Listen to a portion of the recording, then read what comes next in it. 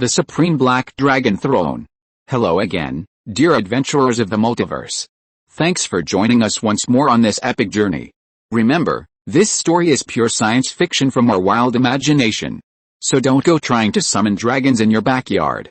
The rights of this amazing novel belong entirely to its original author.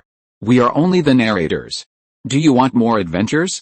Show some love to our YouTube channel with a subscription and a like.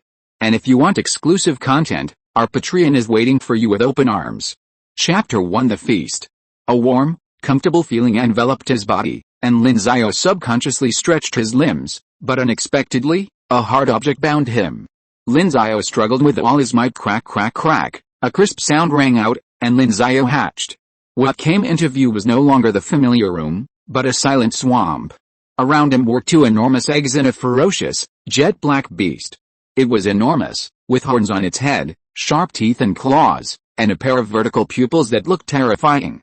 The beast lay sprawled on the ground, its wings spread as if to blot out the sky. When Lin Xiao saw this beast, he was completely dumbfounded. A dragon, a black dragon, a legendary creature from fantasy stories. Who am I? Where am I? Lin Xiao swallowed hard, staring blankly at the black dragon before him, only hoping that it wouldn't eat him. Roar! A hint of impatience appeared on the black dragon's face. Lin Xiao suddenly felt a splitting headache as a massive amount of information flooded his mind, causing him to instinctively shout, "Simon Aurelian Sands!" After sorting through this information, Lin Xiao finally understood. He had transmigrated into the body of a fledgling dragon. After that, there was no longer a Lin Xiao, only a fledgling dragon named Simon. Simon was completely bewildered. He remembered comfortably enjoying a nap at home. How did he end up transmigrating after waking up? Very good, the bloodline of the red dragon seems to be very useful. The first of the 3 dragon eggs actually hatched into a true dragon. The huge black dragon nodded with satisfaction. Dragons are an extremely powerful race, not only physically strong, but also able to inherit powerful magic through their bloodline, and even have extremely long lifespans, often living for thousands or tens of thousands of years. Such a powerful race is not without its flaws, namely, their inability to conceive. Even if they do conceive and lay dragon eggs, the vast majority of those that hatch are dragon beasts that do not inherit the power of their bloodline and lack intelligence. Simon was clearly one of the lucky ones. He was a true dragon who had inherited the bloodline. However, perhaps due to his human soul, he only inherited some basic knowledge of the bloodline, such as language and history, but completely lacked the most important aspects, power and magic. Looking down, Simon found himself covered in red slime. He struggled to crawl out of the eggshell. Congratulations on hatching. You have completed the beginner's quest and gained +1 lottery draw chance. Just as Simon emerged from the eggshell, a cold, mechanical voice suddenly appeared in his mind. Before transmigrating, Simon was a university student in China, and he had read many online novels. Sure enough, the essential cheat for transmigrating is a system, Simon remarked. A panel that only he could see appeared before his eyes. Name, Simon. Level 0. Size 1.94 meters. Skills, none. Lottery draw count 1. This attribute panel was quite rudimentary, containing only a few lines of text. The person who designed this system was definitely a lazy bum. Simon couldn't help but complain. So, how do I draw prize? Simon muttered to himself. Draw prize. The system popped up a prompt. Draw prize. Simon made the choice without hesitation. Drawing prize. Congratulations. You've drawn the skill, Feast. Skill description. Greedily devours the target, converting all food into your health and increasing your maximum size. Source, League of Legends. Damn it, there's not even a wheel. What I draw is entirely up to this damn system, Simon complained again. Unfortunately, the system seemed to lack any intelligence and couldn't communicate with Simon. Oh well, this skill is good. It will allow me to grow quickly, and this isn't a game, so there won't be a size limit. Maybe I'll be able to eat a mountain or a river in one bite someday. Simon narrowed his eyes, flicked his tail, and looked very happy. Gurgle gurgle, his stomach rumbled with hunger. Simon's nose caught a delicious aroma. Through his keen sense of smell, the fragrance seemed to be coming from a dragon egg. Hesitating for a moment, Simon took a big bite of the dragon egg, tearing off a large piece of shell. Crunch, chicken flavor, bottoms up, brothers. Simon's eyes lit up, and he let out a strange shout before starting to devour it. In no time, the entire dragon egg was in Simon's stomach, leaving him with a round, bulging belly, sitting on the ground like a pregnant woman. Successfully swallowed a dragon eggshell, size plus 0.06 meters. Burp. Simon patted his belly and let out a satisfied burp. You have successfully been born into this world, but as a young dragon with ambition, you cannot rely on your dragon mother for your entire life. Please complete your first hunt in your dragon life. Mission reward, lottery draw +1. This triggers a new mission. Simon narrowed his eyes, but I'm still too small. To complete the hunting mission, I need to grow a bit. Simon carefully examined the system mission. It seems the mission doesn't describe what the hunting target is. So, if I hunt a defenseless little rabbit, or some common insect, can I still complete the mission? Simon got down on all fours. He spread his wings and flapped them, trying to fly. His mother, the dragon who had been watching Simon, laughed at this, her eyes filled with affection. My lovely child, you're just a newborn dragon. How could you possibly fly? Be patient and wait a while, and I'll teach you how to fly. Simon didn't heed his mother's words. He tried several more times, finally giving up after confirming he couldn't fly. Simon paced back and forth in the swamp.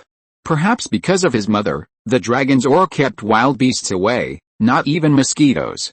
Simon had been thinking of killing some mosquitoes to see if he could complete his hunting mission. It seemed that this idea was doomed. Crack. The dragon eggs behind him shook slightly. One of them cracked. The tiny movement immediately attracted the attention of a black dragon and a young dragon present. Great! Another new child has been born, the mother dragon exclaimed expectantly. Is this how I was born? I wonder if I'm a brother or a sister. Simon, who had been idly observing, turned around, his gaze fixed intently on the dragon egg that was making a sound. Crack, crack, the crack widened, and a black dragon head with specks of red emerged from the egg. Eek. The newly hatched dragon looked around, observing this new world. Child, tell me your true name. The dragon mother gazed at her little dragon with loving eyes. The little dragon tilted its head, remaining silent for a long time. Seeing its mother, it sensed a connection of blood and began to chirp happily. The dragon mother's face immediately darkened, and with a single slap, she turned the little dragon into mincemeat. My first child, Anna's, is a dragon beast that doesn't inherit the true dragon bloodline. What a disgrace. New author, new book, please be tolerant. He. Chapter 2. Anna, Simone and Yulina. A disgrace, a truly disgrace. Dragon mother Anna trembled with rage, smashing her newborn dragon into a bloody pulp with a single slap. Simon, witnessing this, froze, completely stunned. My beloved little brother or sister, killed before even having a chance to speak? My poor little brother or sister. It seems the bloodline of red dragons is nothing special after all. Anna was a first-time dragon mother.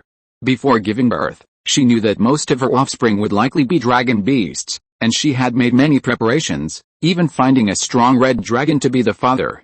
Unfortunately, even so, Anna couldn't defy the inherent flaws of the dragon race. However, having Simon, a true dragon, among her 3 offspring was enough for Anna to boast about 2 other dragon mothers. Many dragon mothers' first births resulted in all their offspring being dragon beasts. Crack, crack, crack. The third egg stirred.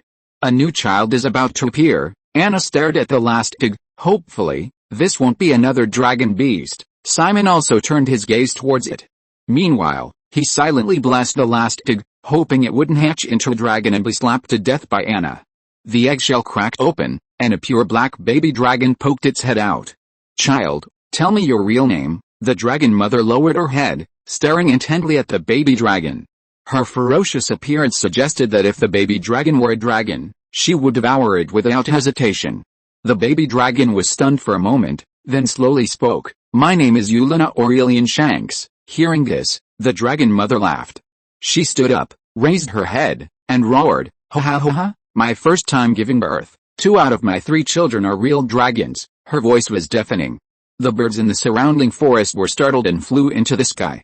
Yulina, like Simon, struggled to emerge from the eggshell. Then she devoured the eggshell clean. The dragon egg seemed to be rich in nutrients, which the newly hatched baby dragon loved. Hello, my name is Simon, I'm your brother. Simon took the initiative to greet her. Yulina blinked, her voice soft and sweet. Hello, my name is Yulina. Suddenly, she noticed a piece of rotten flesh beside her. What's that? Simon replied, It's also your brother, let's just say it's a boy. Yulina looked completely bewildered. Why is this piece of rotten flesh my brother? Little Yulina couldn't understand this. Although she had developed intelligence through her bloodline, she was still, after all, a newly hatched dragon. Her intelligence was limited, so it was normal that she couldn't understand this. Simon walked up to the rotten flesh. Even though it's been smashed into mincemeat, it's still a dragon beast. A dragon beast is still a dragon. If I eat it, my feast skill should get a significant boost, right? After hesitating for a while, Simon finally gave up on the idea of devouring her own brother. First, it was morally unacceptable. Second, the lump of mincemeat was simply too disgusting, making Simon lose her appetite. In addition, she had just eaten a dragon egg and was still full, so Simon decided against having any designs on her younger brother. It's a pity that my second brother's eggshell was smashed into pulp along with him by Mother. Simon had been thinking that since his second brother was dead, his eggshell would belong to him. Looking at his younger brother, now a mosaic of pieces, Simon sighed. He began to dig at the ground with his claws. The surrounding area was a swamp, the soil soft enough for even a newly hatched dragon to easily dig. What are you doing? Yulina came closer and asked curiously. Simon answered without thinking, respect for the dead, let my poor brother rest in peace. He then froze. Black dragons didn't seem to have this custom. From the knowledge inherited from his bloodline, the dragon race had special dragon tombs where dragons who died of natural causes were buried, but there was never a custom of burying them in the ground. That's strange. Yulina scratched her head with her little paw, puzzled by Simon's behavior. Simon didn't explain. This was his understanding from his previous life as a human. Seeing his younger brother die, he wanted to give him a proper burial, even though just moments before, he had been plotting against his own brother. Simon quickly dug a large pit, then placed his brother inside and began burying him. This entire scene was witnessed by his dragon mother, Anna. She narrowed her eyes, not paying much attention to Simon's strange behavior. 2 real dragons hatched from 3 children, I'm truly an amazing dragon mother, Anna said, her tail swaying, revealing her current emotions. Although the second child was a defective offspring, the feat of 2 real dragons emerging from 3 eggs still pleased Anna. Under Anna's watchful gaze, the second child, smashed into pulp, was gradually buried. Simon wiped the sweat from his brow after finishing. With nothing else to do, Simon decided to try flying. He exerted all his strength, and a pair of bat-like dragon wings spread out on his back. Then Simon leaped into the air, followed by flapping his wings. The result was predictable. Simon fell flat on his face. Fortunately, the swamp's oil was soft, and Simon was unharmed. Brother, what are you doing? Yulina asked again. As a fledgling dragon, Yulina was very interested in Simon. For example, he told her that a pile of rotten flesh was her brother, and he dug a hole and buried the rotten flesh, saying it was to give his brother a proper burial. These novel actions were not something that the knowledge inherited from their bloodline had. Of course, I'm learning to fly, Simon answered matter-of-factly. But how can we fly without using magic to strengthen our wings? Yulina asked again. Simon's expression stiffened. Yes, fledgling dragons are still small, and with effort, they might be able to fly using only their wings. But when they grow to tens of meters tall as adults, how much strength would it take to fly with just their wings? Now the problem is, Simon only inherited some basic knowledge from his bloodline, not how to use magic to strengthen his wings and fly. It seems he can only rely on himself. Ahem, you found out. Actually, I'm exercising, Simon lied without batting an eye. I see. Only when the body is strong enough can the magic power within increase. Brother, you're so smart, Yulina exclaimed, her face full of admiration. Simon continued practicing flying. His enthusiastic spirit even infected Yulina, who also began training along with him. The dragon mother, Anna, silently watched the 2 little dragons. Perhaps it was too boring, she yawned, lay down, and unknowingly drifted off to sleep. Chapter 3 Awakening the Dragon Mother. Several hours passed, and Simon was exhausted from training. But hard work pays off. Plus, the baby dragons weren't very big, so Simon actually learned to fly. Of course, it was more like gliding than flying. As for Yulina, she was a loser. She gave up after training with Simon for a short time. After training for so long, the shell of 1 dragon egg had long been digested. Dragon mother, I'm hungry, Simon, possessing the soul of a 20-something-year-old human, shamelessly asked for food. "Mother is asleep," Yulina replied. Simon was stunned. He had been focused on flying and hadn't noticed Anna's movements. Turning his head, he realized that his dragon mother was fast asleep with her eyes closed. Simon felt a sense of unease. Dragons have long lifespans, so they don't have a good sense of time and often sleep for long periods, ranging from a few days to decades. By the time the dragon mother woke up, the two baby dragons would probably have starved to death. This mother is so irresponsible. She should at least leave some food for the children before bed, Simon asked his sister. Yulina nodded, a little hungry. Then we need to wake up Mother Dragon, otherwise we two fledglings, only a few hours old, won't be able to catch any prey, Simon said seriously.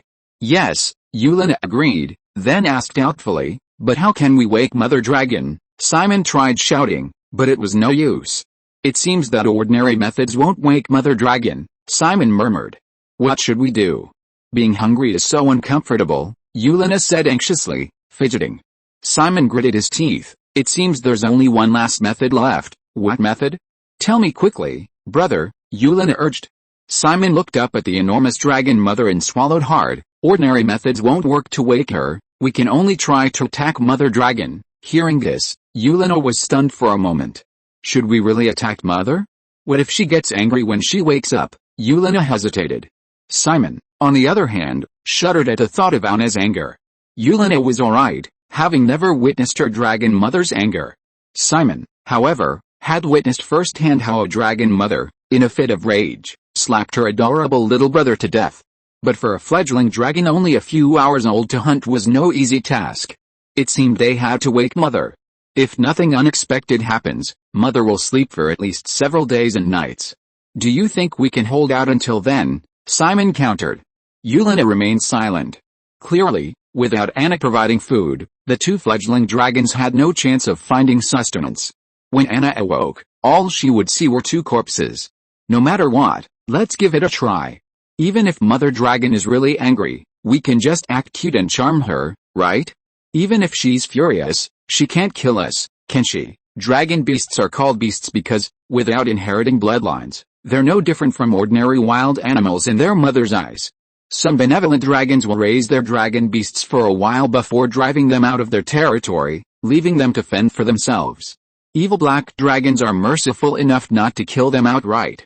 Mother Dragon Anna is clearly not a merciful black dragon. But compared to dragon beasts, true dragons are treated much better. Even evil black dragons will raise their cubs, only driving them out of their territory once they're capable of protecting themselves. Without further ado, the two young dragons began attacking their mother, staging a scene of maternal love and filial piety. However, half an hour passed. Mother Dragon Anna remained unmoved, showing no signs of waking up. The two young dragons lay panting on the ground. What should I do, brother? My claws are almost broken, but I haven't even managed to knock off Mother's scales, Yulina whimpered. Quiet down, let me think. Simon waved his hand impatiently. He and Yulina had been fighting together for half an hour, but they hadn't even broken through their mother's defenses. It was truly remarkable that she was a dragon, even the relatively weak black dragon was so powerful. Simon carefully examined his sleeping dragon mother, trying to find her weakness. Suddenly, Simon's eyes lit up. I've got it. What, brother, you have a plan? Simon nodded. Yulina, come with me. Simon led Yulina around their dragon mother, Anna, until they reached Anna's tail. See that spot? Attack there, and Mother Dragon will definitely wake up, Simon squinted and said with a smile. Following Simon's finger, Yulina looked puzzled. Isn't that where she relieves herself?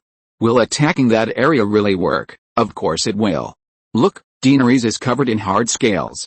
Even if we attacked for a whole day and night, we probably wouldn't be able to break a single scale. But this area has no scales, it's clearly Daenerys' weak point. If you attack here, she'll wake up. Why should I attack? Aren't you going to attack? Simon patted Yulina's shoulder. I'm completely exhausted.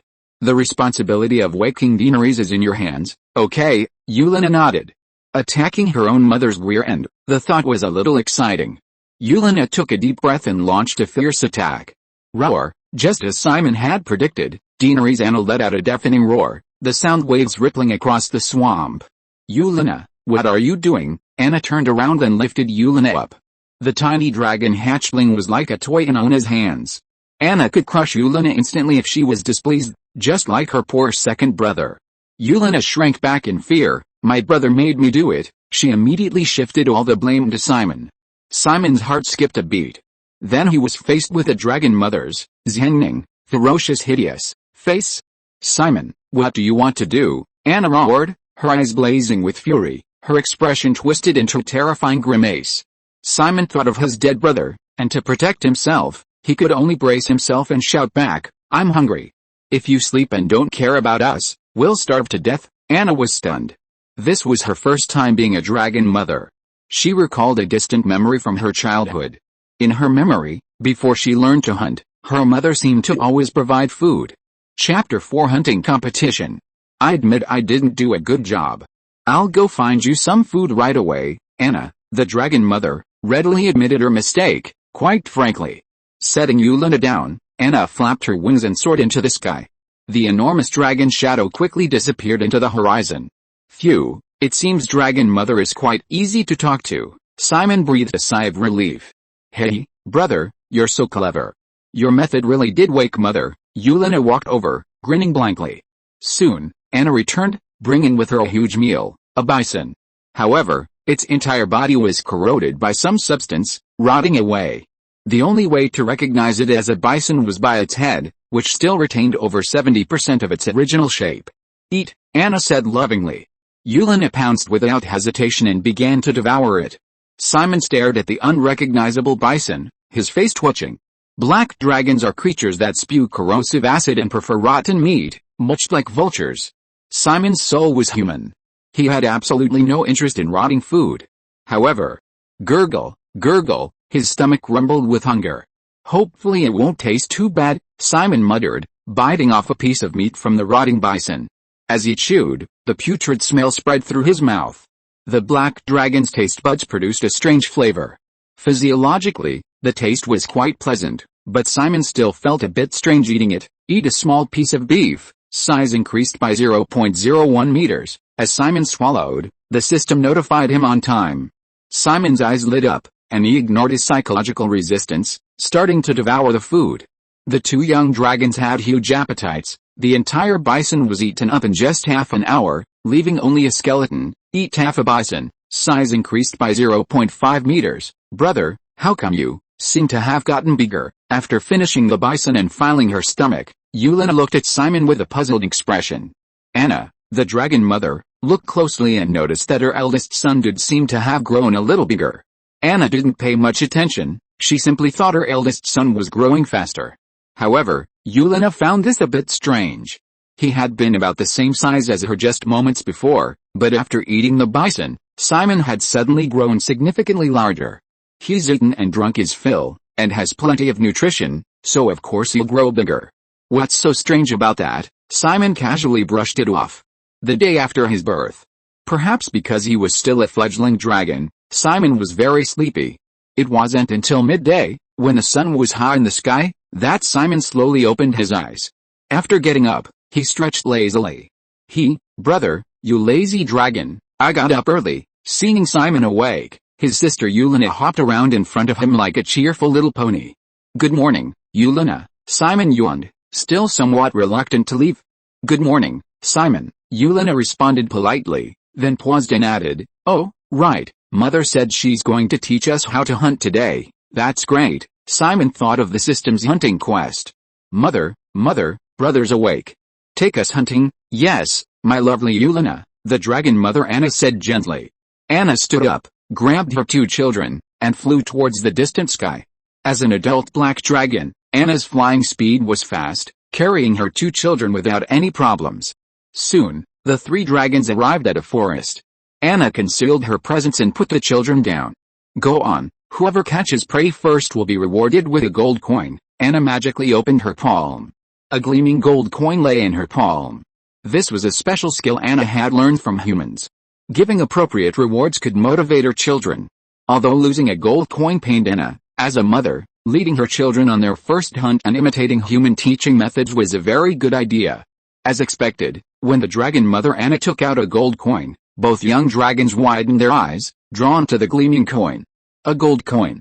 Good heavens, it's a gold coin. Mother, you're so kind, Yulina exclaimed. I lived for 20 years in my past life, and I've never touched gold before. Simon swallowed hard. As a poor college student, Simon had never handled gold. Whether it was due to his poverty in his past life or the inherent greed of dragons, Simon desperately wanted the coin. With a whoosh, he darted out, disappearing into the dense bushes. Brother, you cheated, Yulina yelled, rushing after him. The dragon mother Anna, somewhat worried, cast a spell to make herself invisible, then quietly followed behind. She concealed her presence, not worrying that her strength would hinder her prey's escape. They ran swiftly through the forest. Simon looked left and right, searching for his prey. Last night I sneaked out and killed a lot of mosquitoes, but the system didn't notify me that the task was completed.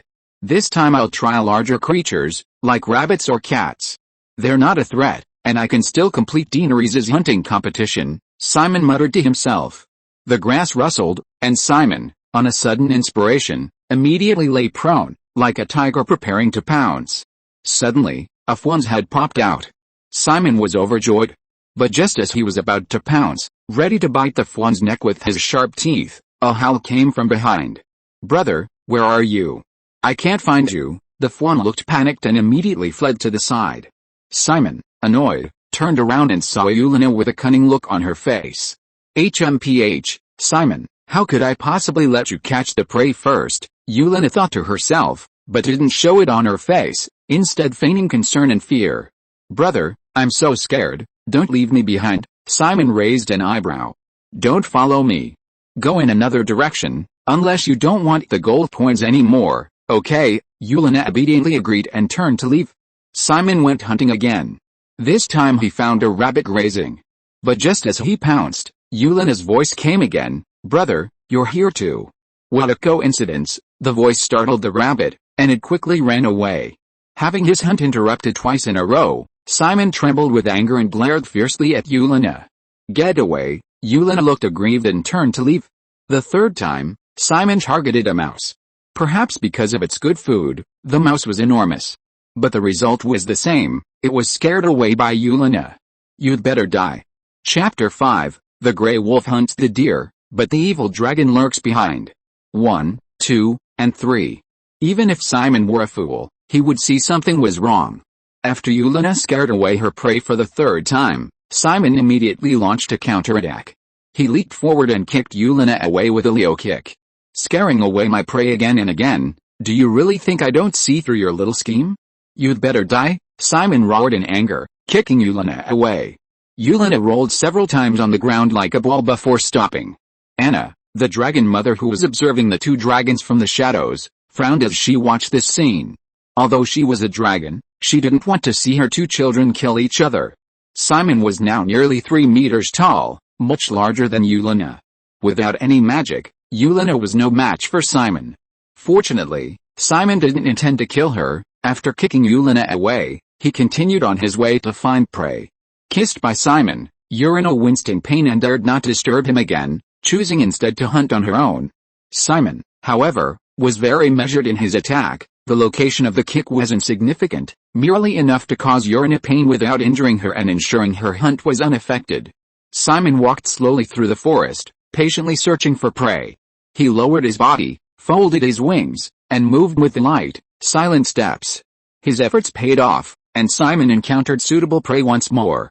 However, this time the prey was somewhat dangerous. It was a gray wolf. This gray wolf seemed very old, its gait unsteady, its fur gray and white, its tail drooping, its movement stiff, and its eyes dull and lifeless. Even though the wolf appeared old and frail, Simon did not rush to attack. This gray wolf was about the same size as Simon, quite large for a gray wolf, and might have once been an alpha wolf, its combat experience undoubtedly extremely rich. If Simon were to act rashly, the gray wolf would likely retaliate immediately, relying on its seasoned combat experience. This old gray wolf knew it was getting old and its strength waning. It was no match for a young and strong enemy. Therefore, once it attacked, it would fight with all its might, risking its life. Simon lowered his breath, slowed his breathing, and crouched behind the gray wolf. The gray wolf was completely unaware of this. The gray wolf seemed to be out hunting as well. It had its eye on a fawn, the same one Simon had encountered earlier. Knowing its strength was failing, the gray wolf didn't rush to attack. The fawn recovered from its earlier fright and warily scanned its surroundings. However, neither the gray wolf nor Simon made a sound. The fawn's wariness gradually dissipated. It began to graze. Just then, the gray wolf suddenly attacked. Ow! The gray wolf pounced, like a hungry tiger pouncing on its prey, biting down on the fawn's neck. Perhaps it was too weak, its bite failed to sever the fawn's neck. It simply clung to the fawn, using its weight to pin it down. Simon knew his chance had come. He acted immediately. His wings unfurled, and with a powerful leap, he launched himself like a cannonball. Simon's target was simple, the gray wolf. Despite being a young dragon, it possessed considerable strength. The sudden burst of power startled both the wolf and the fawn. The cunning wolf, an old wolf with a long lifespan, immediately sensed the danger. It knew the importance of staying alive for future battles. Reacting quickly, it released its grip and used its last strength to push the fawn towards Simon. Such a petty trick won't work on me, Simon thought coldly, simultaneously flapping its wings with all its might. Simon soared into the air, dodging the pushed fawn, and continued its attack on the gray wolf. The gray wolf never expected a young dragon to target it. The gray wolf had exhausted all its strength by pushing the fawn away as a shield in the first instant. It tried to escape, but Simon was simply too fast. As the gray wolf turned, Simon pounced, pinning it to the ground. Feeling the struggling force beneath it, Simon opened its jaws without hesitation, ready to bite the wolf's neck. Unlike the aged gray wolf, Simon was young and strong. Its sharp teeth severed the wolf's neck in one bite. The gray wolf died instantly. Congratulations on successfully completing the hunting mission, gaining +1 lottery draw chance, the system immediately notified him. System, give me a lottery draw. Simon immediately used his chance, drawing lottery. Congratulations on drawing the skill, Roar of the Fire Dragon. Skill description, breathes powerful flames that incinerate everything. Source, fairy tale. This is an offensive skill that can breathe fire. This is much stronger than the Black Dragon's acid breath. Simon was very satisfied. Name, Simon. Level 1, size 2.6 meters, skills, feast, Roar of the Fire Dragon. What? 2 rows of bloody holes appeared on the fawn's neck, still sizzling blood, looking incredibly terrifying. The threat of death loomed, and the fawn's face paled with horror as it desperately tried to escape. I'll use you as my starting point. Simon took a deep breath. His lungs bulged, and then he opened his blood-red maw. A torrent of flames erupted like a spring. The flames engulfed the fawn, and in just a moment, the fawn collapsed to the ground. That's quite powerful. Simon went forward to examine the fawn's condition, finding its fur completely bald and its face charred beyond recognition.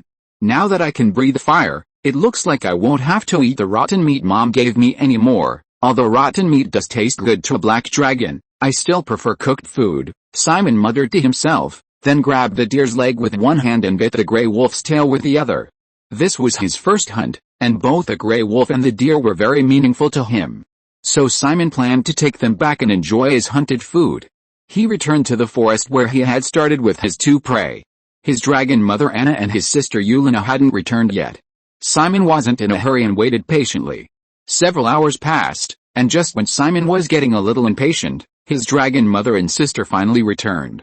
The enormous dragon mother Anna appeared first. Her massive body pushed through the trees and crushed the grass, but she didn't seem to be in a good mood. Next came her dragon sister Yulina, who looked very happy. Yulina's eyebrows were raised, and she seemed to be in a very good mood, with a dead rabbit in her mouth. Brother Simon, I've caught my prey. Mother's gold coins are mine, Yulina said provocatively to Simon. Judging from her raised chin, she was definitely very proud. Simon sneered, Hairhead, look what's behind me. Chapter 6 Hybrid Dragon. Hairhead, hell, look at what's behind me, Simon sneered, his mockery undisguised. He stepped aside, giving them a clear view. Yulina looked up and immediately saw the dead gray wolf and the fawn. Her expression froze. How is this possible? How could you catch 2 prey? Yulina exclaimed, her mouth agape, the rabbit she'd been carrying falling to the ground. Anna followed his gaze and also saw the 2 prey Simon had caught. Her brow furrowed, somewhat disbelieving that Simon had indeed caught the gray wolf and the fawn. Faced with Yulina's question, Simon immediately retorted, "What's impossible? Look at the burns on the fawn's body. I've mastered the breath attack." Simon proudly raised his chin. He knew he couldn't hide his dragon's raw skill for long. Whether hunting or cooking, he couldn't do without this skill, so he simply revealed it. After all, his dragon mother had mentioned that she had chosen a red dragon to be the father of her child. He could just use the excuse of his fire breathing to claim he had the bloodline of a red dragon. Red dragons breathe fire. Black dragons breathe acid. As a child born from the union of the two, having the appearance of a black dragon and breathing the fire breath of a red dragon was perfectly reasonable. How could this be? You were only born a short time before me, so why have you mastered the breath? Yulina clearly didn't believe it. But what good was her disbelief? The facts were undeniable. No one could possibly know that Simon possessed a system. Therefore, the reason Simon, a black dragon, breathed fire could only be attributed to his red dragon bloodline. Nothing is impossible. I developed much faster than you. What do you have to compare with me? Simon said arrogantly. Judging from his size alone, Simon was much larger than Yulina, so mastering the breath earlier didn't seem impossible. Show me your breath once, his dragon mother, Anna, said to Simon with some eagerness. Simon nodded. Okay, dragon mother. Taking a deep breath, Simon's lungs bulged visibly. He looked up at the sky and breathed out a burst of raging fire, as if the temperature of the surrounding air had increased significantly. His mother, Anna, and sister, Yulina, stared in disbelief, speechless with shock. Neither of them had expected that a fledgling dragon only 2 days old would learn to breathe fire. Wait, why is your breath fire? Yulina asked, catching the crux of the matter. The knowledge inherited from her bloodline hadn't told her that black dragons could breathe fire. Simon looked at Yulina strangely and slowly said, haven't you noticed? Noticed what? Yulina asked, puzzled. Of course, it's because we're not pure-blooded black dragons. We look very different from ordinary black dragons. Ordinary black dragons are skinny and bony, but we too are robust and powerful, and our wings are much larger than those of ordinary black dragons. During yesterday's training, I didn't use magic, just the power of flapping my wings was enough for me to fly briefly. That's something pure-blooded black dragons can't do. Simon's words left Yulina speechless. You mean, a bold idea surfaced in Yulina's mind. Simon nodded. That's right, just as you thought. We are hybrids of red and black dragons. We have the appearance of black dragons, allowing us to breathe freely in water, while also possessing the robust physique of red dragons. We can fly simply by flapping our wings. And when we grow up, this hybrid body will be immune to many forms of magic. The hybridity of black and red dragons brought many advantages. As Simon said, black dragons can move and breathe freely in water, while red dragons can soar freely in the sky. As hybrids, Simon and Yulina are skilled swimmers and will soon master flight. However, the dragon race values bloodlines highly, and hybrid dragons like them might face discrimination from other dragons. Mother, is this true? Yulina looked up at Anna in disbelief. Anna nodded slightly, admitting it immediately. Anna had heard from an old dragon that many newborn dragons would become mentally impaired due to the overwhelming information in their bloodline, turning perfectly healthy dragons into mindless beasts. To ensure a high birth rate of dragons during her first pregnancy, Anna specifically sought out a red dragon for mating. How could this be? Simon and I are actually a hybrid. Yulina stared blankly. Simon's forehead creased with annoyance. Hey, you can insult yourself all you want, but don't drag me into it. I'm extremely satisfied with this hybrid body. If anyone dares to discriminate against me, I'll beat them to pulp. With that, Simon waved his claws. Anna silently watched Simon. At Simon's rate of development, his future was limitless. He was destined to become a legend among dragons. Simon extended his right hand to Anna. Mother Dragon, I caught the prey first, and 2 of them at that. You should keep your promise and reward me with a gold coin. Simon had been eyeing the game for a long time, and now that the hunting competition was over, he immediately asked his mother, Anna, for the reward. Okay, Anna held out her palm and handed the gold coin to Simon. As she handed over the coin, Anna looked pained. Although she had made the promise herself, she still couldn't help feeling reluctant when it came to redeeming the prize. As a greedy black dragon, giving away gold coins willingly, even to her own child, was more painful than killing her. Hey, give it to me. Seeing Anna hesitate and not move, Simon took the initiative, jumping up and taking the gold coin from her hand. Looking at the gleaming round coin in his hand, Simon was overjoyed. He carefully pinched the coin with his fingernails, examining it closely. This is a gold coin. Simon kept playing with it. Brother Simon, can I take a look? Yulina snapped out of her shock at discovering she was a hybrid dragon. She reluctantly accepted the fact, as there was nothing she could change. Seeing Simon receive a gold coin as a reward from Anna, Yulina couldn't resist reaching for it. Of course, no problem. Simon stopped fiddling with the coin and handed it to Yulina. Yulina stared at the coin in Simon's palm, her eyes filled with longing. Before she could look at it any longer, Simon immediately snatched it back. Alright, you've already seen it once, no more looking, Yulina. The dragon sister Yulina was speechless. After admiring it for a while, Simon's burning desire gradually cooled. He carefully put the coin away and, with his two prey, began to follow his dragon mother back to their territory. Chapter 7, Mini Deathwing. Eating burnt venison increases size by 0.01 meters. Eating undercooked venison increases size by 0.02 meters. Eating raw wolf meat increases size by 0.05 meters. Ugh, roasting meat is so hard. Simon was on the verge of collapse. After the hunting competition, the dragon mother Anna returned to the territory with her two children and the prey. It was already late, and they had used up a lot of energy hunting. So, the first thing Simon did upon returning to the territory was to try cooking. He didn't want to eat food that had been corroded by his dragon mother's acid breath. However, Simon was not good at controlling the heat. He gathered a pile of firewood and used the skill, roar of the fire dragon, to cook, but the skill's power was too great, and the flames were extremely hot. Simon's roasted meat was either burnt or undercooked. Although as a black dragon, he could eat raw meat, it still made him feel very frustrated. That's strange, you actually want to eat cooked meat. Is that because of your red dragon bloodline? Anna stared curiously at Simon, who was grilling meat. Yulina sat obediently to the side, a stark contrast to her usual lively self, quiet and docile. Her mouth was wide open, and drool would occasionally drip from her lips. Even though Simon's grilling skills were terrible, it didn't change the fact that Yulina craved the meat. Because she had only caught one rabbit during the midday hunt, she was now starving. The aroma emanating from Simon's grilled meat was almost unbearable. If she weren't outmatched by Simon, she would have pounced on him and snatched the food. Finally, Yulina couldn't take it anymore and begged Simon for food. Brother Simon, my dear brother, could you share some of your grilled meat with me? I don't need much, just a wolf leg will do. Simon rolled his eyes and refused without hesitation. Go catch your own food. You've learned to hunt now, and I caught all of this myself. Because of his increased size, Simon had a very good appetite. The fawn was too small, it would take a grey wolf to fill his stomach, so Simon had no intention of sharing his food with Yulina. Yulina swallowed hard, watching the meat roasting over the fire. I don't care.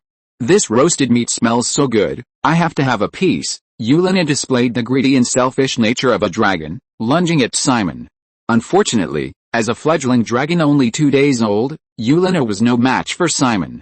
Simon had already finished a fawn and eaten half the grey wolf, reaching a size of 3 meters, more than a meter larger than Yulina. Seeing Yulina pounce, Simon slapped her, sending her flying. This time, Simon didn't hold back, he used all his strength, causing Yulina's face to swell up, demonstrating the immense power of his blows. Simon walked over, looking down at Yulina with a fierce and menacing expression. With your level of skill, you dare to covet my food? Wait until you learn magic before you try to fight me, Simon warned. Yulina was clearly unconvinced. She attacked again, but Simon once more pushed her back.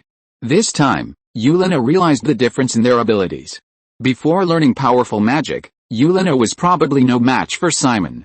Seeing that Simon refused to share the food, the starving Yulina had no choice but to turn and leave, heading to the nearby forest to hunt. Simon ignored Yulina and continued roasting the meat. Damn it, I wasn't watching for a second, and it's burned again. Simon cursed under his breath and quickly flipped the meat over. Based on his experience roasting a fawn and half a grey wolf, Simon discovered that burnt meat resulted in less growth than raw meat. But even perfectly roasted meat did not increase the growth that a feast could provide.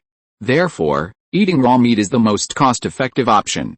However, Simon didn't want to eat raw meat and still chose roasted meat, eating charred wolf meat, size plus 0.02 meters, eating undercooked wolf meat, size plus 0.05 meters, eating fully cooked wolf meat, size plus 0.05 meters. Soon, the remaining half of the wolf meat was also eaten by Simon. Name, Simon. Level, first rank, size 3.31 meters, skills, feast, roar of the fire dragon. Simon opened the system and checked his attribute panel, feeling very satisfied with his current attributes.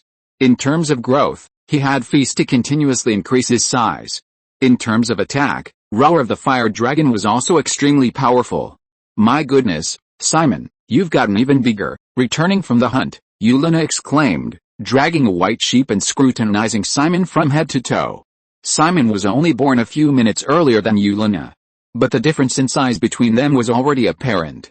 The fledgling dragon's growth rate wasn't actually slow, but only a day had passed, and even if Yulina wanted to grow quickly, her length hadn't exceeded 2 meters. Simon didn't answer. His strangeness had already attracted the attention of Yulina and Anna. However, neither of the two mother dragons could explain it, only believing that Simon had inherited a special power from his bloodline. After eating and drinking his fill, Simon spread his wings. He was now over 3 meters long, whether due to his red dragon bloodline or the feast was unknown. Unlike ordinary black dragons, Simon had enormous wings. His wingspan was nearly 10 meters. Black dragons were usually thin and had a skeletal face, hence the name Skull Dragon. Black dragons mostly flew by combining their wings with magic, so their wings weren't particularly large. But Simon, possessing red dragon blood and the added benefit of the feast, had a robust and imposing body. Despite his young age, Simon, possessing the blood of a red dragon, now boasts broad wings and well-developed wing muscles, enough to support the massive size of a dragon even without the aid of flight magic.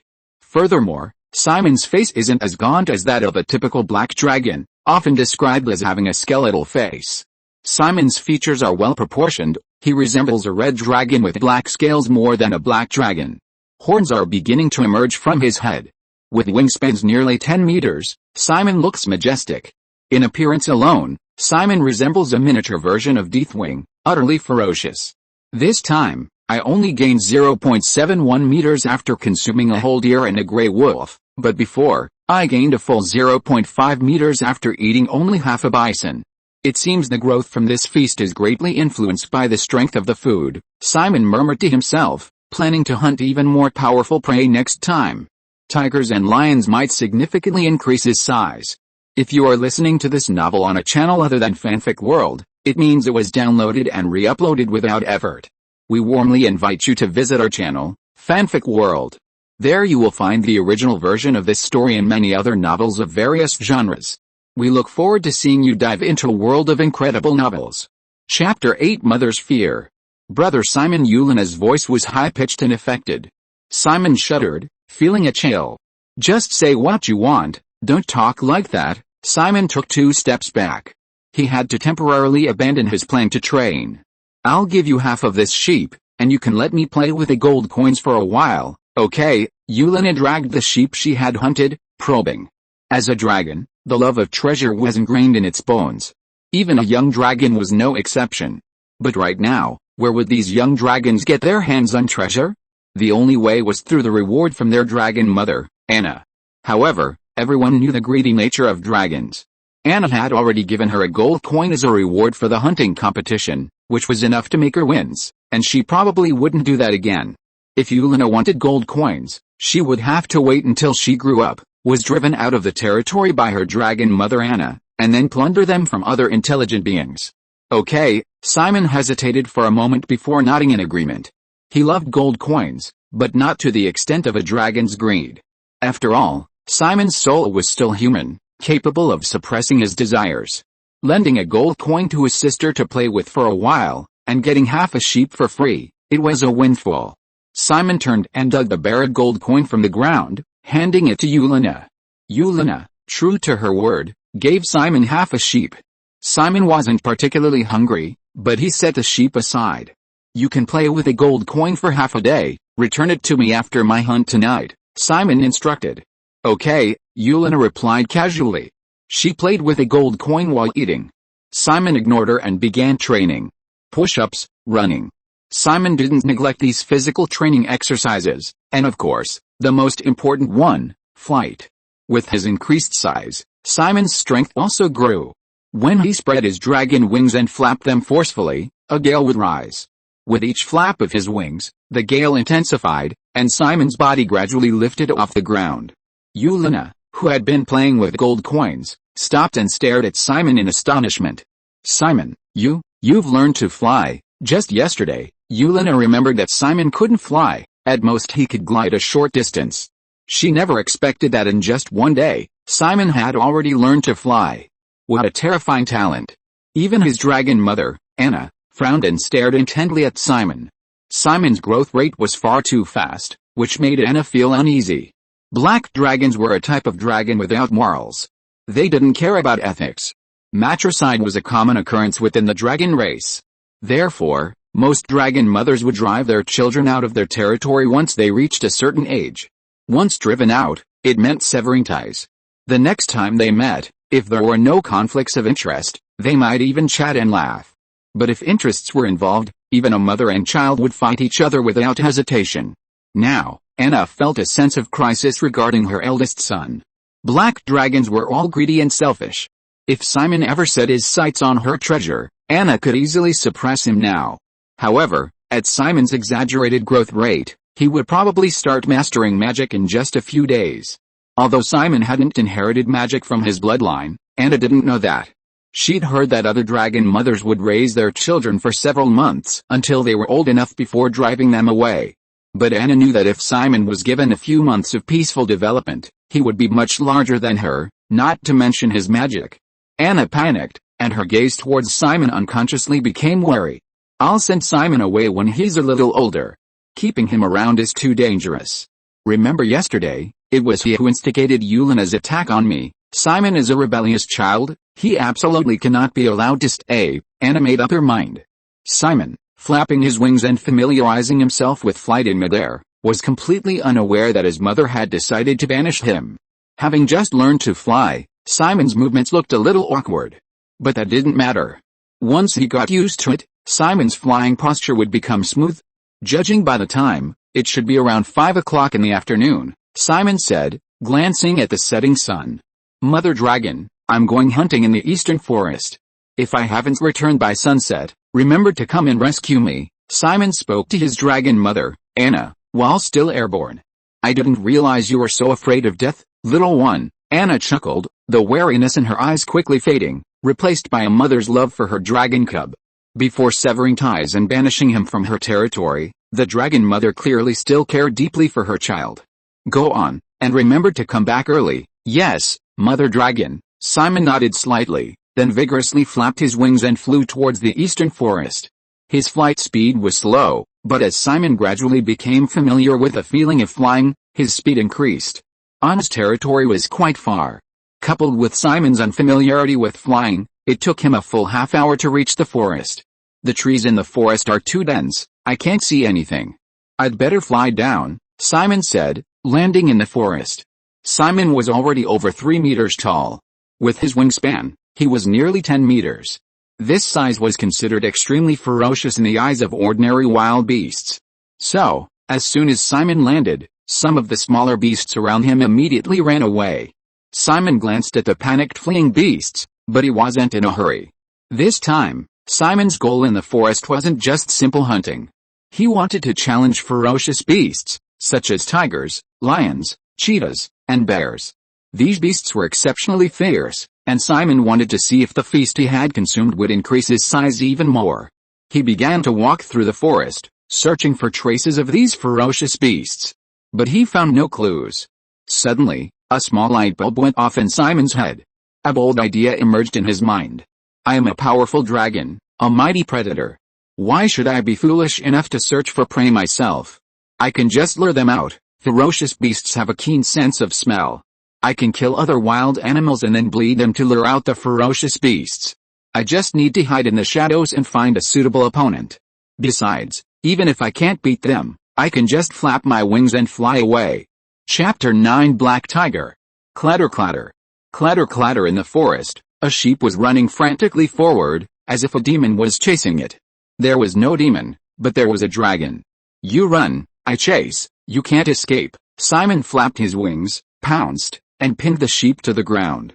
Then, without hesitation, Simon bit down, the immense force easily severing the sheep's neck. Killing the sheep didn't end there. He disemboweled it. Blood mixed with the sheep's entrails spilled onto the ground, the stench spreading. Seeing this, Simon quickly looked around for cover. After a moment's thought, he flew to the top of a tree. Fortunately, Simon wasn't very heavy yet. Given more time to grow, his weight alone would be enough to crush a tree. Simon quietly waited in the tree, ambush waiting. Unless someone looked up, they wouldn't notice him. After the sheep died, the stench of blood spread quickly. A moment later, a fox approached. The fox was clearly very wary. Upon seeing the sheep's carcass, it didn't immediately pounce. The cunning fox carefully observed its surroundings. After confirming there were no powerful or threatening creatures, the fox dragged the sheep away. "If you take my things, how am I supposed to attract strong enough prey?" Simon raised an eyebrow, preparing to kill the fox or scare it away. Just as he was about to act, a rustling sound came from the bushes. 3 jackals emerged. They eyed the fox menacingly, quickly devising a battle plan upon their appearance. The 3 jackals spread out, forming a triangular encirclement. It seemed these 3 jackal brothers were very close and coordinated. However, this didn't seem to be the first time the fox had encountered the 3 jackal brothers. As the jackals formed their encirclement, the fox immediately sat down. The fox had already figured out the jackal's anal tearing technique. Every time a jackal tried to attack, the fox would scare it away. With the fox sitting on the ground, even if the 3 jackal brothers wanted to attack its anus, they had no target to target. The fox was very clever. It knew that with the 3 jackal brothers around, it couldn't take the sheep for its free lunch. Furthermore, the smell of blood was spreading, indicating that more and more wild animals would be arriving. The fox turned and bit off a sheep leg, then rushed out of the jackal brothers' encirclement and quickly left. Simon, hidden in the treetop, watched this scene and couldn't help but marvel. What a clever fox. After the fox escaped, the 3 jackal brothers didn't pursue. They began to divide the sheep on the spot. But their good fortune didn't last long. Before they could enjoy themselves for long, a dark shadow darted out. "Ow!" One jackal howled, directly knocked away by the shadow and lay motionless on the ground. Having instantly killed one jackal, the shadow moved again. It was incredibly fast and powerful. Before the remaining 2 jackals could react, the shadowy figure slapped out again, killing one of them instantly. Then, it twisted its body, its tail lashing out at the last remaining jackal. The last jackal was sent flying by the tail, crashing into a tree, but thankfully, it didn't die.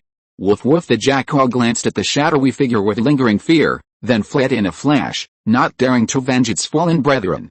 Simon, perched in the tree, stared intently. The shadowy figure was a tiger. However, this tiger was entirely black, with pale gold stripes on its fur. What kind of tiger is this? Simon wondered, while simultaneously licking his lips greedily. Such a powerful tiger, if he ate it, he wondered how much larger he would become. Simon took a deep breath, suppressing his desire, not in a hurry to act. The fox, the 3 jackal brothers, and this black gold tiger, that was only 5 wild beasts.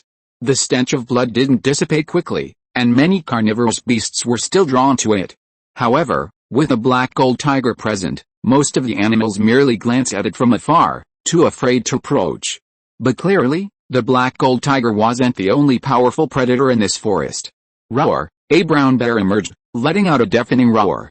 The brown bear was massive, standing on 2 legs, and estimated to be over 2 meters tall, exuding an imposing aura.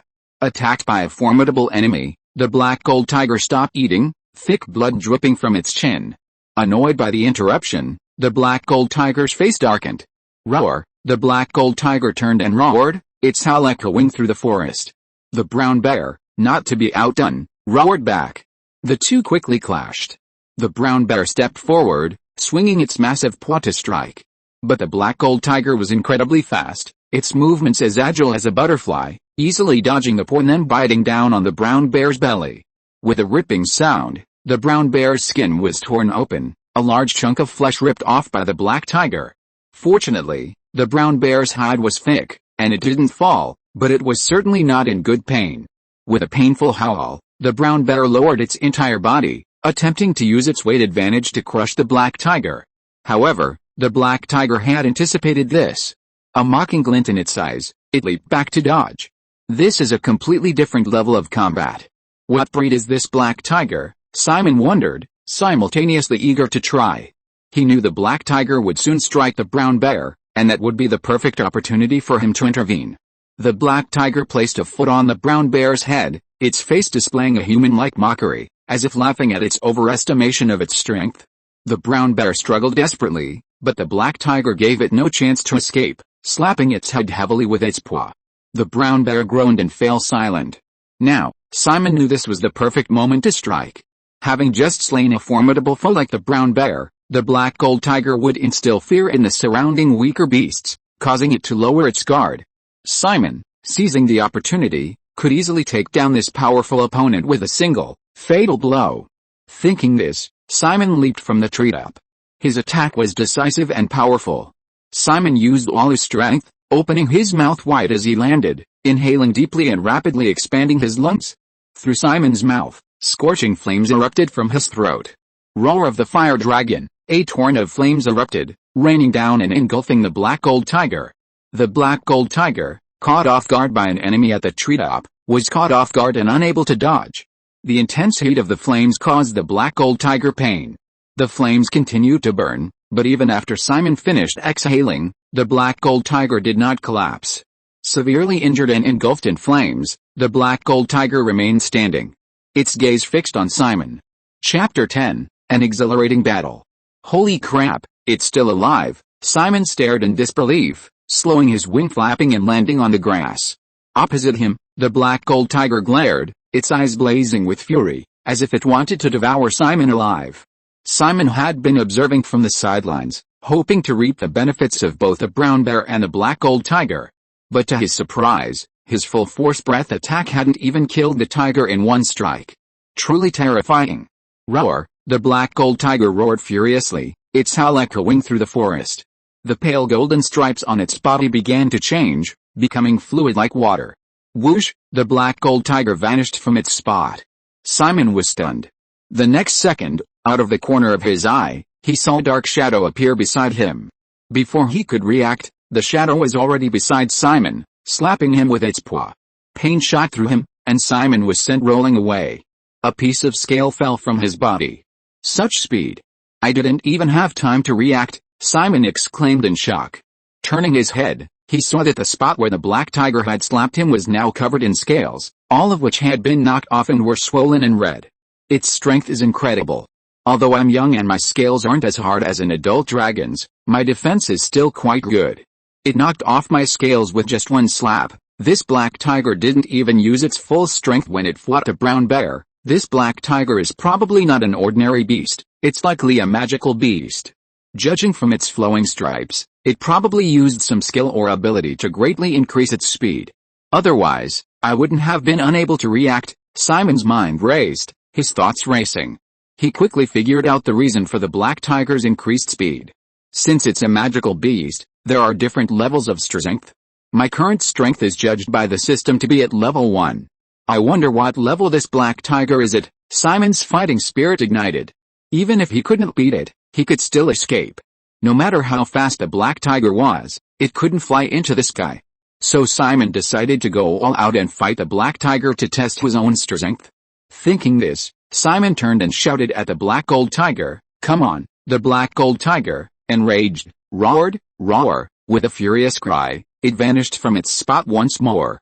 Simon, focused intently, quickly surveyed his surroundings. However, a dark shadow descended from the sky, slamming into Simon's back and slamming him to the ground. It turned out that the black gold tiger hadn't attacked directly. Instead, it had used its swift speed to climb a tree and then launched its attack from there. PFFT, Simon spat out a mouthful of blood.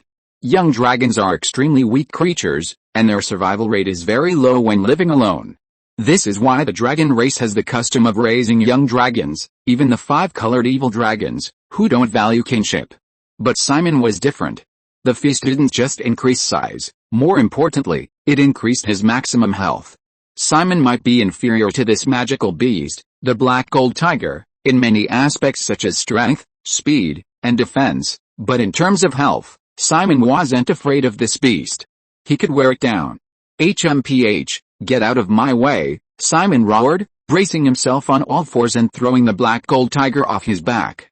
Taking advantage of the tiger's unsteady footing, Simon pounced. My turn. Simon swung his dragon claws, striking before the tiger could get up. The tiger dodged in time, but Simon's sharp claws still scratched its face. Several bloody welts were etched on its cheeks, blood flowing out and staining its dark face crimson. The brief exchange made the tiger realize Simon's power. It dared not be careless. Its pale golden markings flowed, its speed increased dramatically, and it vanished from its spot in a shadow. Simon's alarm bells rang. The black gold tiger appeared from its side, striking at the spot where Simon had been injured. Simon's muscles bulged, taking the blow head-on. Without scales to protect it, the sharp claws tore a large chunk of flesh from Simon's body. But Simon merely smirked. Got you. Simon traded injury for a chance to capture his opponent. Ignoring his own wounds, he grabbed the black gold tiger and pinned it to the ground. The black gold tiger struggled desperately. Simon pried open the tiger's mouth with his claws, and a burst of raging fire shot directly into its body. Although the black gold tiger, as a magical beast, had thick hide, its internal organs were still as fragile as ever. The black gold tiger struggled a couple of times before finally stopping. What a thrilling battle. I won in the end. Simon was extremely excited. Winning this battle filled Simon with a sense of accomplishment, and he couldn't help but laugh out loud. No wild beasts dared to approach. The thick smell of blood and the pain from his wounds constantly stimulated Simon. This made Simon's eyes bloodshot, like a demon from hell. Such a powerful magical beast. I hope you won't disappoint me, Simon said, burying his head in his teeth, eating a black gold tiger's thigh, size plus 0.1 meters, the system notified Simon after he ate a piece of raw, bloody tiger meat. Simon's eyes lit up at the notification. Eating half a bison only added 0.5 meters, but this piece of black gold tiger meat has already added 0.1 meters, great. It didn't disappoint. Once I finish this whole black gold tiger, my size will probably increase by a whole meter. 20 minutes earlier, the 4 members of the Donut Adventure team were walking through the forest. One of them, a fat man wearing leather armor and carrying a large metal shield, complained, would a dragon really appear in this godforsaken place? A petite woman among the 6 scoffed, do you think I'd lie to my own people? I spent a lot of money to get this information. Around noon today, someone saw a black dragon land in this forest. Maybe its lair is here? The team consisted of 4 people, 2 men and 2 women. The fat man wielding a large metal shield was clearly the tank of the team. The woman who had just spoken carried a bow and arrows on her back, serving as the archer and commander of the adventure team. But even if we find the black dragon's lair, so what? The 4 of us little minions probably wouldn't even be enough to fill the black dragon's teeth, the female mage in the team said helplessly, spreading her hands. Another male warrior chuckled, that's hard to say. Fatty's a size big enough to keep the black dragon occupied for a while. If we get caught, Fatty, you'd better sacrifice yourself. Hearing this, the fat man rolled his eyes. The 4 had worked together for many years, and the fat man knew they were joking, so he wasn't angry. The female archer said, are you guys stupid? Who wants to fight the black dragon? As long as we find the black dragon's lair and sell the information, we'll make a fortune. If we're lucky, we might even find a dragon egg. Then we can raise a baby dragon, and our donut team will soar to the heavens. Chapter 11 The Donut Adventure Team. The female archer's eyes shone with longing for the future as she spoke. The Donut Adventure Team was an adventure group she had founded. From starting out alone, the team had grown to considerable size, now consisting of a tank, a warrior, a mage, and an archer. The 4 of them were already capable of handling the demands of an entire team. Captain, you're being too optimistic. Leaving aside whether we can even find the black dragon's lair, just stealing dragon eggs, sigh, think about it. After all, an ordinary person might never see a dragon in their entire life, the fat man holding the metal shield said, changing his tone mid-sentence. The male warrior draped his shoulder over the fat man's neck, grinning, you're so optimistic, kid. Even if we don't steal the dragon egg or find the black dragon's lair, it doesn't matter. Just seeing a legendary dragon once is enough for me to brag about back home to those kids for the rest of my life. The female archer, hearing this, scoffed, what a joke. I paid 3 silver coins for this inside information. If I just go back after seeing a dragon once, I'll be losing out big time. Roar, roar. Before the female archer could finish speaking, The furious roar of a wild beast echoed from the distance of the forest. That sound, a tiger's roar. It's the roar of a black gold tiger. I'll never forget that sound. The female mage's heart skipped a beat, recalling some ominous memories. When she was still an apprentice mage, she had encountered a black gold tiger in the wild. It was a second-tier magical beast, exceptionally powerful and incredibly fast. Even among second-tier magical beasts, it belonged to the upper echelons of the hierarchy. The black gold tiger's speed even surpassed most third-tier magical beasts, its strength terrifying beyond measure. The female mage had only narrowly escaped its jaws. In the wild, a weak adventurer team encountering a black gold tiger would likely be wiped out. The female mage's legs trembled, the black gold tiger's roar triggered ominous memories, and fear spread. Unlike the terrified female mage, the remaining 3 members of the Donut Adventure team were excited. The Donut Adventure team wasn't some inexperienced rookie adventurer group. Although small in number, each member was an elite. Even the weakest, the female mage, possessed first-tier strength, a powerful superhuman. Black gold tiger pelts are very popular among nobles. If you can skin a black gold tiger intact, you can sell it for several silver coins. The female archer licked her lips, full of enthusiasm. The other 2 men were equally greedy. Let's go take a look. If we can capture this black gold tiger alive, we might be able to sell it for dozens of silver coins. Adventurers are in such a lucrative profession, earning dozens of coins in an instant. Of course, huge profits usually come with danger. The 4 members of the Donut Adventure team immediately set off, heading towards the direction of the sound. When they arrived, all 4 were stunned. What came into view was not the so-called black gold tiger, but a creature completely covered in jet black scales, with thick limbs, a long tail, wings on its back, and a ferocious and terrifying face. A dragon. It's a dragon, a black dragon. The female mage's eyes widened tremblingly. My God, Captain, we're rich. This is actually a black dragon hatchling. If we catch it, why do we need to be adventurers anymore? We'll be set for life. The male warrior swallowed hard, shouting excitedly. Catch it. We must catch it. Even if it means death, we must catch this hatchling. The fat man's eyes burned with desire. You've all said your piece. What more do I need to say? The female archer naturally wasn't going to let the black dragon hatchling she'd finally encountered go so easily. Everyone, prepare for battle. We've heard that dragons are very weak when they're still young, but we can't let our guard down. Look at the corpses on the ground. This guy is definitely incredibly powerful, at least a third-tier transcendent creature. As the captain, the female archer possessed a level of insight that her teammates lacked. Upon arriving at the scene, she immediately noticed the several corpses on the ground, a sheep with its belly ripped open, 2 jackals that were practically dead, a brown bear, and bones that had been devoured. None of the 4 present were fools.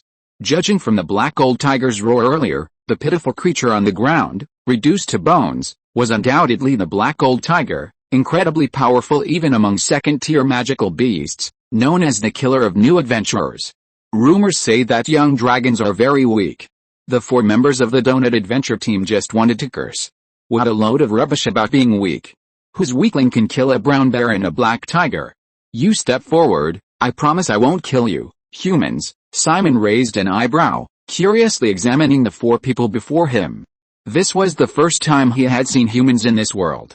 They were much as he had imagined, Western fantasy-style adventurers. The fat man with the shield and leather armor was clearly the tank. The woman at the back, wearing a witch's hat and holding a wooden staff, was naturally the mage. There was also a warrior with a long sword at his waist and an archer with a wooden bow. During a forest hunt, you encountered human adventurers. They are hostile towards you. To protect yourself and prevent your information from being exposed, please kill these adventurers. Quest reward, +1 lottery draw. The system sent a quest. Simon glanced at it, not intending to do the quest. Having been human in his previous life, Simon knew best the greed of humans. Besides, humans were numerous and had complex networks. Killing one group would only bring another. Simon didn't want to get involved with humans. Without a second thought, he turned and ran when he saw the 4 people appear before him. Spreading his wings, Simon soared into the sky. Don't let it escape, the archer shouted. Understood, the female mage nodded slightly. Raising her staff high, magic surged, gravity magic. As Simon flew towards the sky, he suddenly felt his wings become incredibly heavy, making it impossible to flap them. He fell to the ground with a thud. Damn it, if I were a little older, this magic wouldn't work on me with my red dragon bloodline, Simon cursed. Watch me, the male warrior drew his longsword and charged forward. Simon took a deep breath. His lungs expanded visibly. The archer commander's pupils contracted. Oh no, it's about to use its breath attack. Fatty, get in, Fatty nodded, holding a large metal shield in front. The male warrior didn't dare to be careless and immediately hid behind Fatty. Simon opened its blood-red maw, and raging flames erupted. The flames were completely blocked by Fatty's shield. But the fat man wasn't having an easy time either. The metal shield was scorched red-hot by Simon's flames, and the intense heat transferred through the shield to the fat man's hands, burning the back of his hands. Chapter 12 Mom. Chapter 12 Mom. It's so hot, so hot. The fat man at the front quickly threw his shield to the ground. He shook his hand and blew on it. Humans, I have no intention of being your enemy. Leave now, or you will bear the consequences. Simon took the initiative to communicate. The knowledge inherited from his bloodline included language. So Simon spoke directly, speaking in human language, and conversed with the 4 members of the adventure team. In just the first exchange, Simon realized that these humans were quite strong. The mage behind him could cast gravity magic, preventing him from flying. Simon's most powerful breath attack was completely blocked by the fat man. The warriors hadn't even made a move yet, and the archers behind them were also watching intently. Although Simon could still use the roar of the fire dragon, he hadn't fully recovered the stamina he had expended in the battle with the black gold tiger. A large chunk of flesh had been ripped from his body, severely limiting Simon's movements in the battle. If it really came down to a fight, Simon would most likely be no match for these 4. So he chickened out. Simon decided to follow his heart and plead for peace with the humans. What system mission? Nothing was more important than his own life. Simon's dragon body trembled, releasing a powerful aura. Under the overwhelming dragon's might, even creatures with weak wills would feel fear. However, the 4 people before him were completely unaffected. If it were an adult dragon releasing its might, it would surely have terrified the 4 of them into a hasty retreat, but Simon was merely a young dragon. Trying to use the dragon's aura, its might, to frighten away intelligent enemies was utterly delusional. It spoke, as expected of a legendary creature, truly incredible. In all my life, I've never seen a non-humanoid creature that can speak human language. The 4 stared at Simon in astonishment. Simon's face was somewhat grim. He had just finished fighting the black gold tiger. Although consuming the black gold tiger had increased his size to 4.55 meters, adding over a meter in size and rapidly increasing his strength, Simon's stamina had not fully recovered. The dragon's might had no effect, and without restored stamina, he couldn't even fly. My life is over. Judging from your expressions, you're not planning to let me go, are you? Simon said calmly. The 4 didn't answer. That was the best answer. The female archer slowly drew back her bowstring, an arrow poised to be released at any moment. Simon then said, we have no grudge against each other, there's no need to fight. You're human adventurers, aren't you? The 4 still didn't answer, simply silently assuming their fighting stances. The fat man pulled a spare shield from his back. The warrior gripped his sword held tightly. The mage raised his staff high, magic flowing, ready to unleash a spell at any moment. The archer drew her bowstring taut, locking onto her target. Tensions rose between the 2 sides, the situation as if they were reconcilable enemies. Since you're not speaking, I'll take that as your consent. Simon coughed twice. Ahem, since you're adventurers, you're only capturing me to exchange for money, right? How about this? I'll cooperate with you. I'll provide you with a rare magical beast every day, and you can capture them and sell them for money. How about that? A steady stream of income is much smarter than killing the goose that lays the golden eggs. Simon spoke eloquently, proactively proposing a deal. The leader of the Donut Adventure team's eyes darted around, seemingly thinking it was a very feasible transaction. Befriending a dragon, and once the young dragon before them matured, it could bring enormous profits. I'm interested in your proposal, but why should we trust you? The female archer loosened her bow draw and cast a glance at Simon. Simon said without hesitation, I swear on the honor of dragons. What bullshit about the honor of dragons? My soul is human, I don't care about that. Simon thought to himself.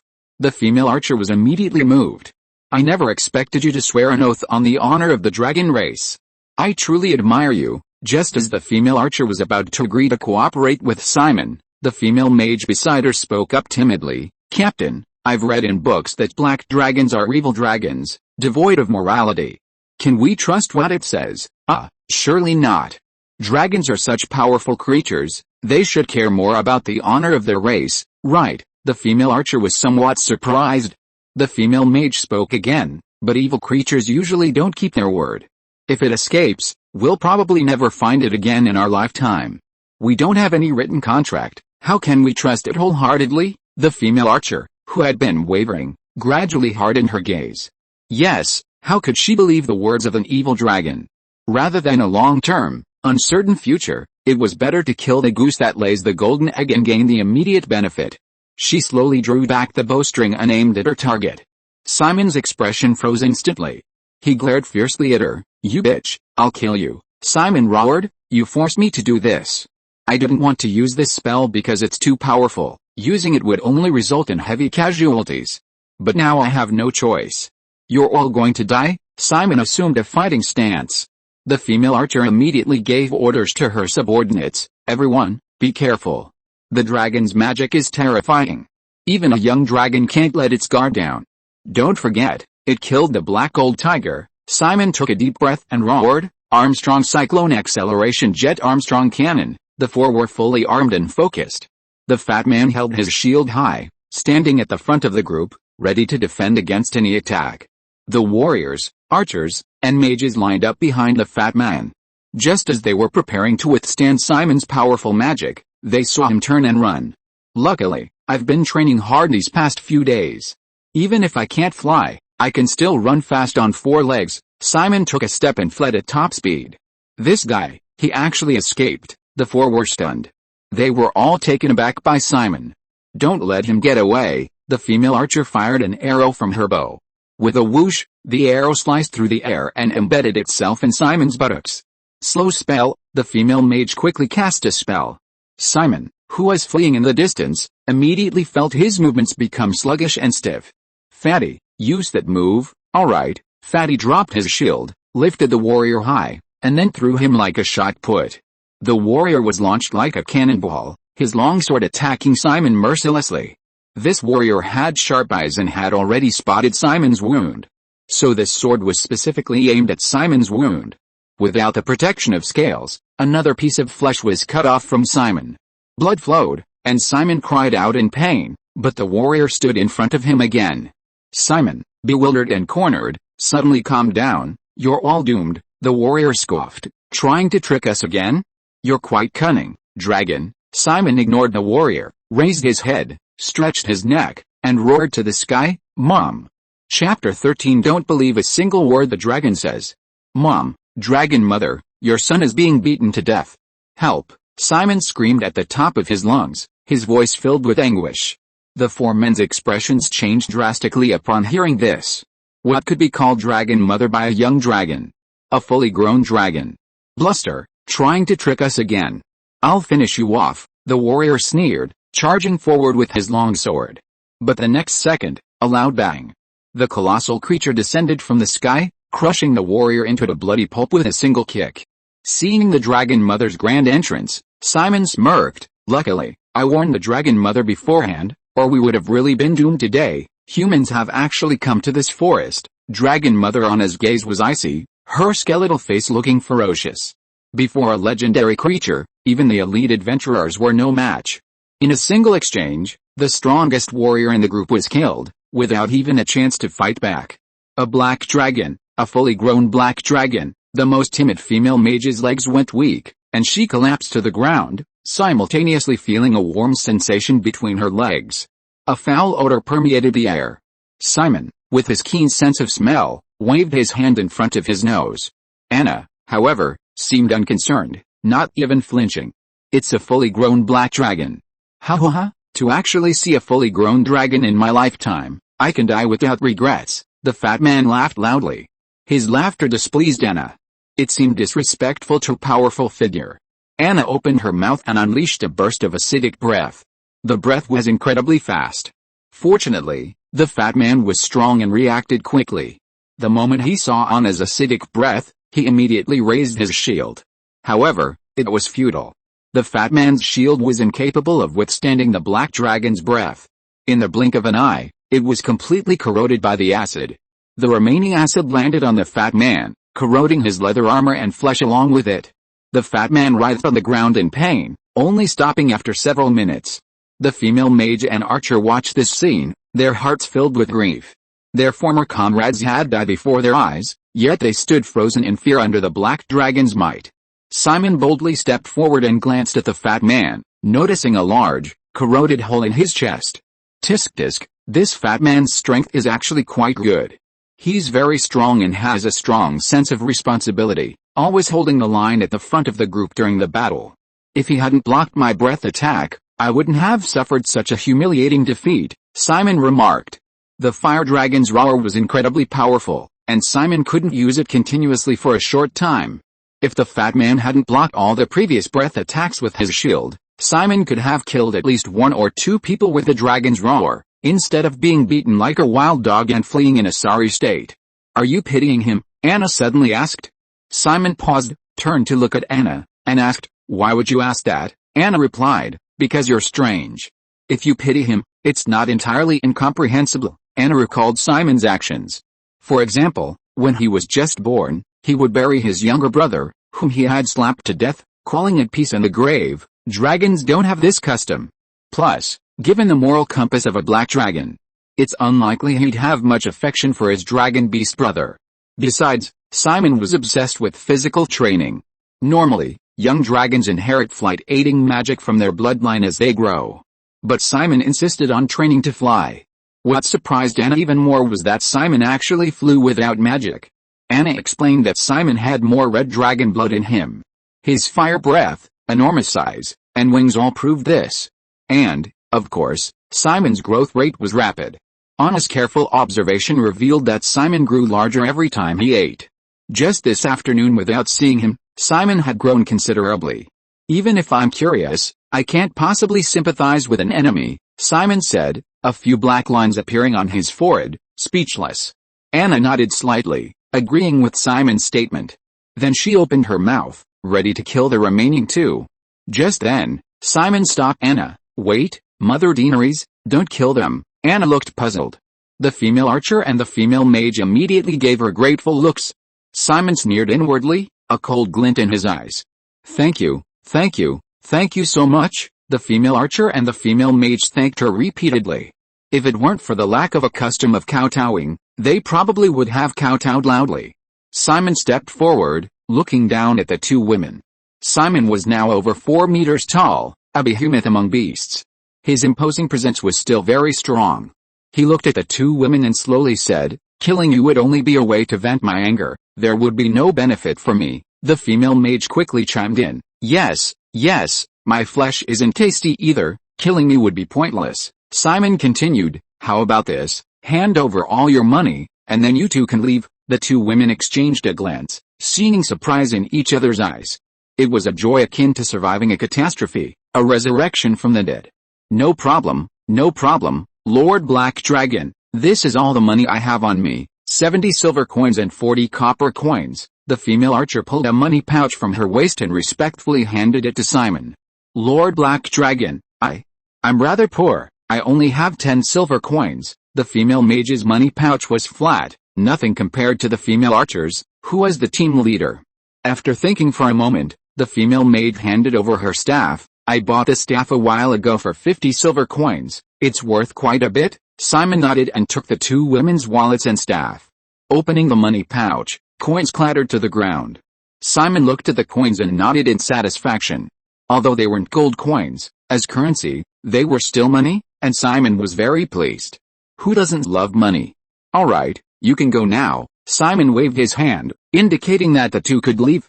Thank goodness, we survived. The 2 women glanced cautiously at Anna. Seeing no reaction from her, they rose and helped each other away. As they walked, the female archer subconsciously looked back. What she saw instead was a gaping maw engulfed in flames. The female archer's pupils constricted sharply, and she cursed, Damn beast, you broke your promise. But only scorching flames answered her. When the fiery breath subsided, the 2 women, burned to a crisp, lay on the ground. Simon stepped forward and crushed them both with his foot. Remember this in your next life, never believe a single word a dragon says. Chapter 14, Second Tier. Congratulations on killing the hostile human adventurers. Quest completion reward, +1 lottery draw chance. The system gave a timely notification after Simon crushed the 2 female human adventurers, who were now charred beyond recognition. Simon hadn't intended to carry out this quest, but these humans had lost their lives due to greed. If he didn't kill them, he himself would have died. Therefore, Simon felt no guilt when killing them. Such is the law of the jungle. If Daenerys hadn't appeared at the crucial moment, Simon's fate would have been far more tragic. Skinning and dismemberment would probably have been the least of his worries. Simon's greatest fear was being captured alive and used for experiments, suffering torture day and night. So, their deaths were their deaths. I thought you would keep your promise and really let these humans go, Anna said. How could I? To be merciful to the enemy is to be cruel to oneself, Simon replied. After speaking, Simon collected the coins he had looted from the humans, then spread his large dragon wings and slowly began to fly into the sky. The female mage was dead, and her magic naturally lost its power. After Simon soared into the sky, Anna flapped her wings and took flight. The 2 dragons headed towards their nest. To care for Simon, Anna deliberately slowed her pace, showing she was a very loving mother, regardless of whether the black dragon was evil. Because of his injury, Simon flew slowly and wobbled as if he might fall at any moment. System, draw a prize. While flying, Simon used the reward for completing the mission, drawing a prize. Congratulations on drawing the skill, Ancient Dragon Lightning Spear. Skill description, a little-known prayer magic from the ancient dragon faith in the royal city, capable of summoning red lightning bolts to pierce the ground from the sky. After the spear pierces the ground, it releases lightning in the surrounding area. Source, Elden Ring. A special piece of information flooded Simon's mind. In an instant, Simon understood how to use the ancient dragon lightning. Still as simple as ever, Simon's complaints were weak due to his injury. It was yet another attack-type skill. Judging from the skill description, besides frontal attacks, it could also launch attacks from the ground. Simon's flight speed was somewhat slow. By the time he returned to the swamp, the moon was already high in the sky. Simon, mother, you're back. Yulina rushed to greet Simon and Anna as soon as they landed. Only then did she notice that Simon had lost many scales, and in one place, there was even a deep crater where bone was visible. Even his buttocks were still stuck with an arrow. He looked utterly disheveled. Oh dear, Simon, how did you get hurt? Yulina asked. Simon sighed, a bit unlucky, ran into a few human adventurers. The missing piece of flesh will probably take a while to recover. Stop talking nonsense, come here. Help your brother pull the arrow out of my butt. I can't reach it. Remember, don't sneakily touch my butt while you're pulling it out. Seeing Simon's joking expression, Yulina knew he wasn't seriously injured. How? Who'd be interested in your butt? Stepping forward, Yulina pulled the arrow from Simon's rear. Just as she was about to make a sarcastic remark, Yulina suddenly froze. She seemed to have noticed something, her voice becoming sharp. Simon, how come you've gotten bigger again? You weren't this big at noon. Simon's lips curled into a smile as he looked down at Yulina. Little one, if you don't grow up quickly, I'll flatten you with one sit on your butt. Name, Simon. Level 2, size 4.55 meters, skills, feast, roar of the fire dragon, ancient dragon thunder spear. Simon opened his attribute panel and glanced at it. With the increase in size, coupled with mastering the ancient dragon thunder spear, the system's assessment of Simon's strength had reached the 2nd tier. After devouring the black gold tiger, Simon's size increased by more than a meter. However, Yulina's size hadn't increased much. As a young dragon only 2 days old, even with red dragon blood, Yulina's current size barely reached the 2-meter mark. In fact, Yulina's growth rate was already quite fast. Red dragons are robust, and Yulina, possessing red dragon blood, was definitely larger than pure-blooded black dragons of the same age. Unfortunately, she encountered Simon. Simon was already twice the size of Yulina. According to the system's strength classification, Yulina might not even be at the 1st tier. Damn it, I'll definitely grow up quickly. Yulina gritted her teeth. I'm tired, I'm going to sleep now. Call me tomorrow if you need anything. Simon yawned, found an empty seat, and casually put his money pouch aside. Perhaps because he was too tired today, Simon started snoring as soon as he lay down. Mother, what did Brother Simon encounter in the forest? Yulina asked her dragon mother, Anna, curiously. Anna replied, just as Simon said, he encountered several human adventurers. If it weren't for me, he probably would have died. What? That's serious. Yulina, being just a baby dragon, was still startled when she heard Simon was going to die. Anna nodded, looking at the sleeping Simon, her eyes softening slightly. Simon's strength is quite good. It's truly remarkable that he survived so long against those human adventurers. Anna acknowledged Simon's strength. Back when Anna was only 2 days old, she, like Yulina, was still nursing under her dragon mother's protection. Simon, however, was already able to fight human adventurers on equal terms. Yulina didn't know how powerful human adventurers were, she only felt fear seeing Simon so badly injured. Humans fear dragons, and dragons fear humans just as much? Yulina, you can't leave the nest until you're fully grown, Anna cautioned, afraid Yulina might also encounter danger. Yulina nodded in agreement. Then what about my hunting? I'll take care of it. Yes, mother, Yulina nodded obediently. Then she turned to Simon's side. Oh, Simon is sleeping so soundly. I was just thinking of returning the gold coins to him. By the way, what's in this little bag? Yulina picked up the gold coins from the ground with a grin. As agreed, Simon had only lent the gold coins to Yulina for an afternoon. When he returned in the evening, the gold coins should be returned to Simon.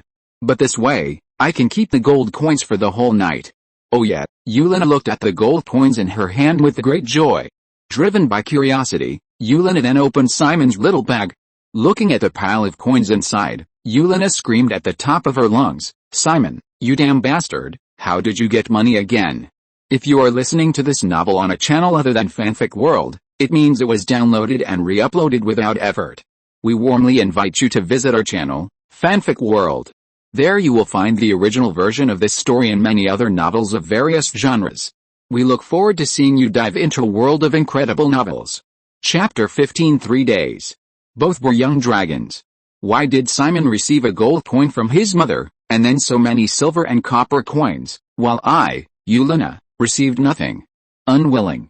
Unfair. As a greedy dragon, Yulina cried out to the heavens, vowing that when she grew up, she would earn lots and lots of money and collect a whole cave full of gold and silver jewels. Simon was completely unaware of Yulina's vow. He slept soundly, without even dreaming. When Simon opened his eyes again, it was already dawn. Slept until noon again, Simon stood up, finding himself stiff all over. So, like a cat, he kept his hind legs still, arched his back, spread his wings wide, and stretched out a big yawn. What? You slept for 3 days straight. Didn't you notice your injuries are almost healed? Yulina walked over. Looking closely, he noticed that Yulina seemed to have grown considerably.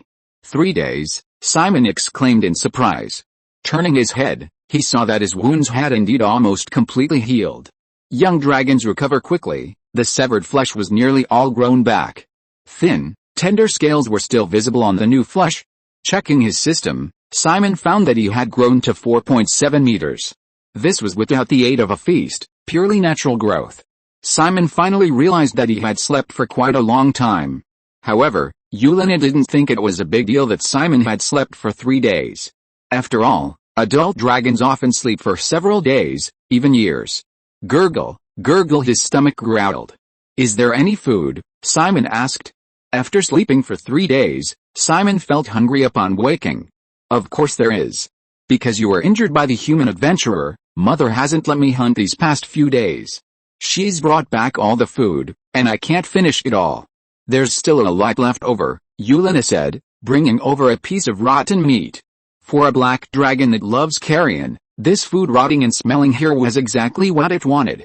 But Simon, with his human soul, found the food utterly unpalatable. Even though the black dragon's sense of taste could perceive the deliciousness of the food, Simon still didn't want to eat this piece of rotten meat. What's wrong? Eat it. I specially left this meat to rot in the swamp for a whole day and night. It's delicious, Yulina urged. Simon's face darkened, his heart filled with resistance, but his stomach continued to rumble. Helpless, Simon opened his blood-red maw and swallowed the rotten meat in one gulp. Eating a piece of rotten meat increases size by 0.01 meters. How is it? Delicious, isn't it? Yulina said proudly. I specially saved this piece for you. Yulina slightly raised her chin, giving him a praise me look. Simon's expression was strange. It had to be said that the rotten meat was very much to the black dragon's liking, but Simon felt a strong resistance to eating it. This contradiction drove Simon almost mad. Delicious, the taste is really good. Simon took a deep breath and forced a smile at Yulina. There's more. Mother caught a lot of food, which she then corroded with her acid and buried in the ground. I guarantee you'll like it, Yulina said, pulling several more pieces of meat from the soil. She generously offered them to Simon. This puzzled Simon. Having just woken from a 3-day sleep, Simon's head was still a little foggy, and he couldn't quite understand Yulina's actions. Dragons don't value their blood brothers and sisters.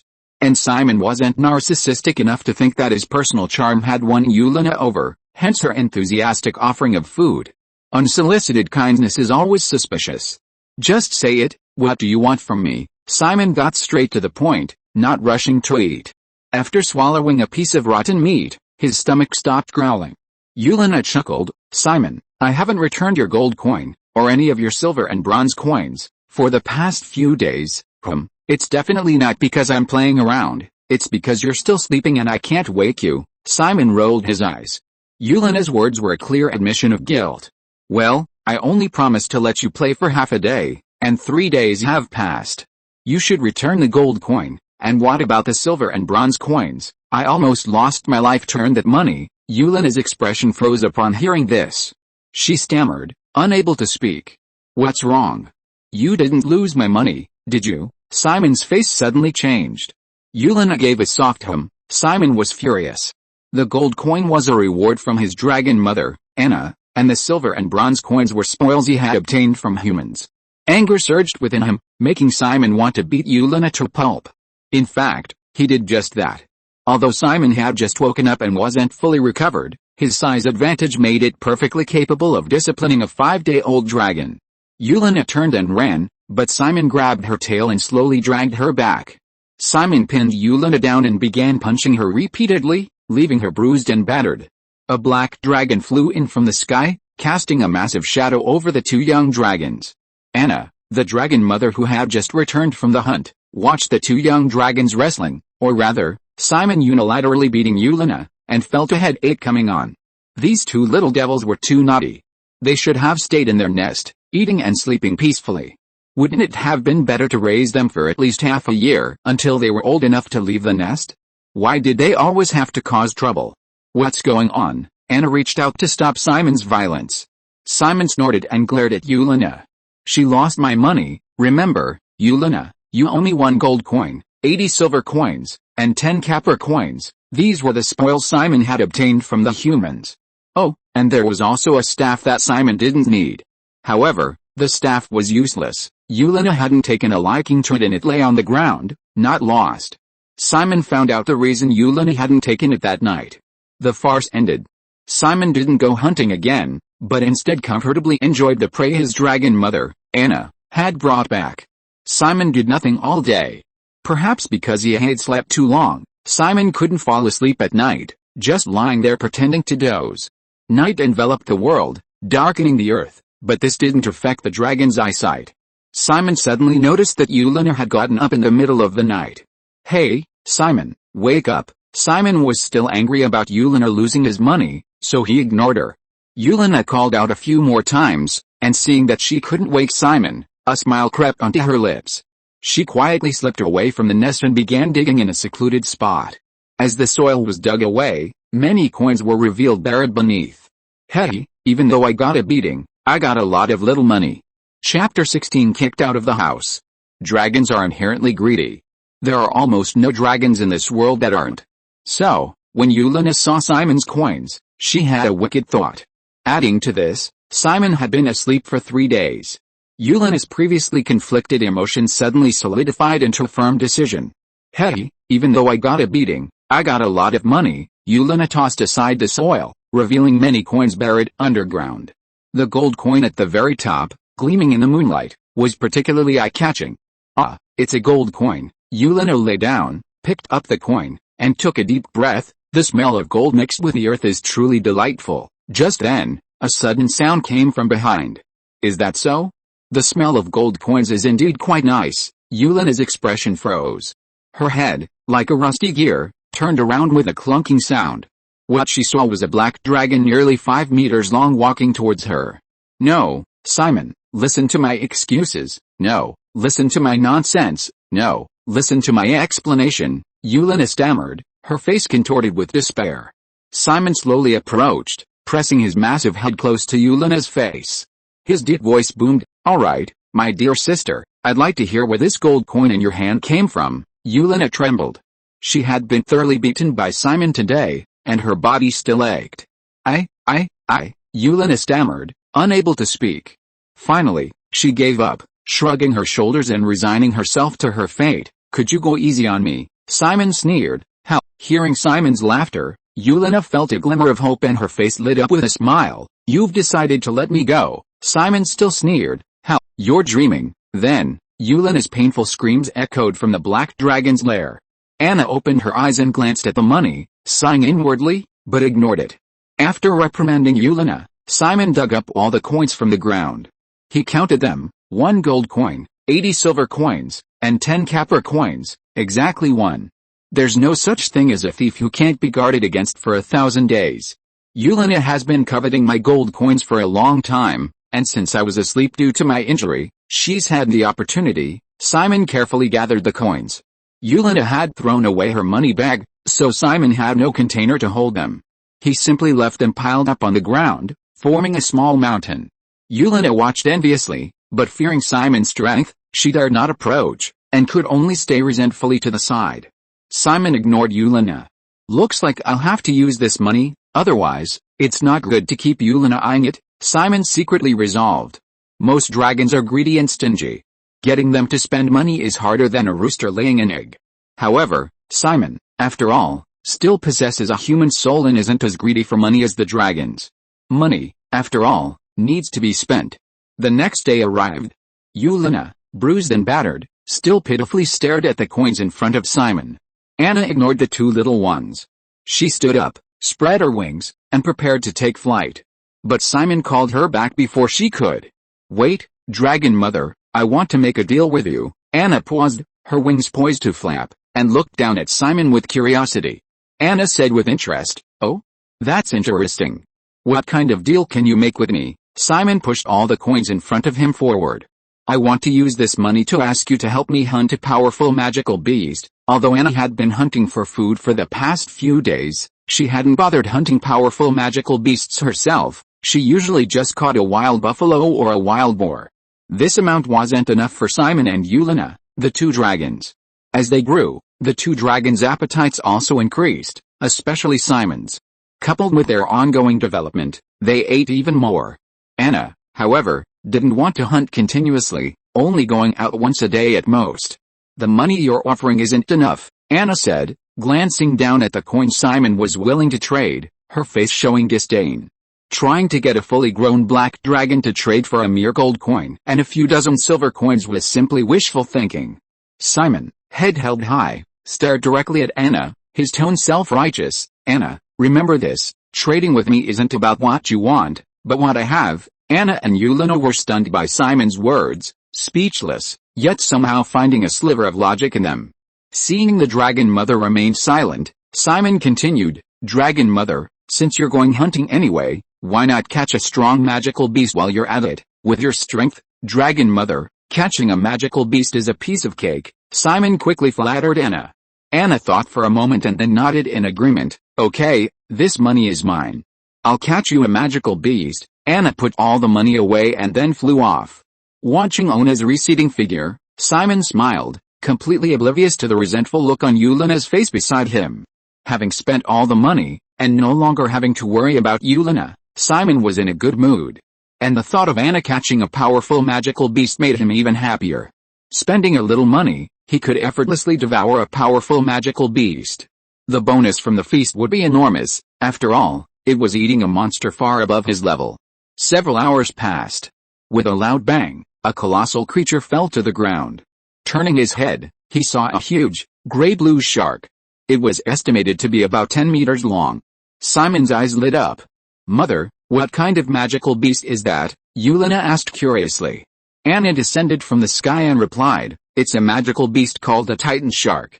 It usually stirs up trouble on the seas. I happened to come across it and captured it." Simon stepped forward and opened his blood-red maw to tear at the titan shark. Unexpectedly, the titan shark's skin was incredibly tough, and Simon struggled to barely bite off a piece. Eating a small piece of titan shark flesh increases size by 0.1 meters. Don't be fooled by the fact that the feast's bonus is the same as eating the black gold tiger. This titan shark is huge. If Simon were to eat the entire titan shark, he'd probably grow to 7 or 8 meters.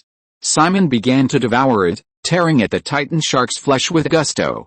With each swallow, Simon's size grew larger and larger under Anna and Yulina's watchful eyes. Watching this, Anna fell silent. After a long hesitation, she finally spoke. "Simon, you should leave in a couple of days." Chapter 17 The Birth of a Dragon. "Simon, you'll have to leave my lair in a couple of days." Watching Simon's size increase with each meal, Anna hesitated for a long time before finally telling him to leave. Simon paused, stopping his eating, and turned to look at Anna in disbelief. "Mother Dragon, even including the 3 days I slept, I've only been born 6 days ago.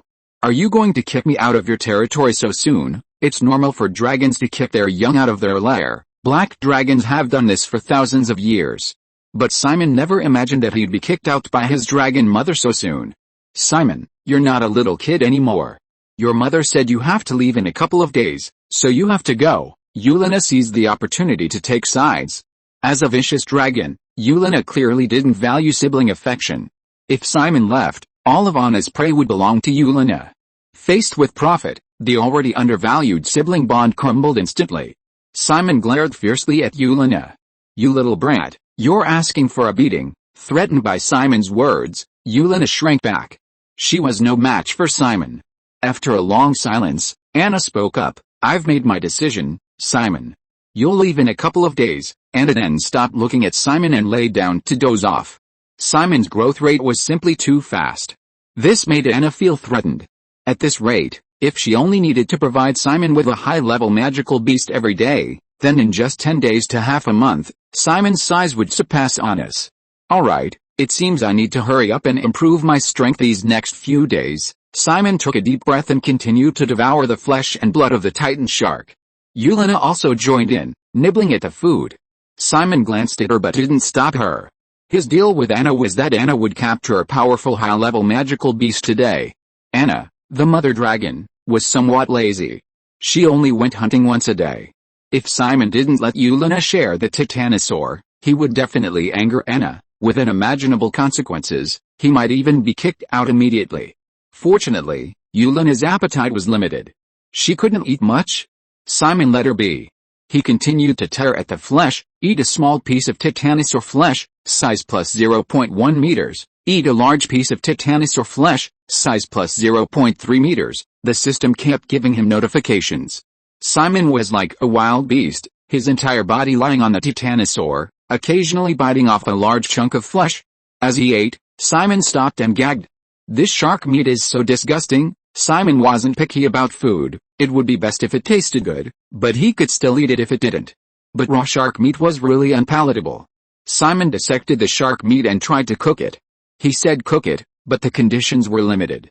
He could only try grilling it over a fire. After this period of grilling experience, Simon became more skilled at grilling meat. He also gained a basic grasp of the heat, no longer resulting in the outside being burnt while the inside was still raw. You have consumed a large piece of grilled titan shark meat, size plus 0.3 meters. After eating the grilled meat, Simon felt an itch all over his body. This itch was fleeting. Simon understood that he had grown larger again. These days, Simon hadn't gone out, only finding various ways to consume titan sharks. Grilling alone was no longer enough for Simon. For example, he obtained a smooth stone slab, heated it with a flame, and then placed the shark meat on top to fry. Or he would air dry the shark meat to make jerky. To satisfy his cravings and transform the unpalatable shark meat, Simon used various cooking methods. He even had his dragon mother, Anna, use acid breath on the shark meat to rot it before burying it underground in the swamp. Devouring titan shark meat, size increased by 0.1 meters. Devouring titan shark meat, size increased by 0.2 meters. Time flies. 2 days passed in a flash. Simon spent 2 days using various cooking methods to prepare countless chunks of titan shark meat, which he then consumed one by one. His size increased rapidly, but not to the expected extent. Name, Simon. Level 4, size 9.3 meters, skills, feast, roar of the fire dragon, ancient dragon thunder spear. After Simon's size reached 5 meters, the growth from consuming titan sharks decreased.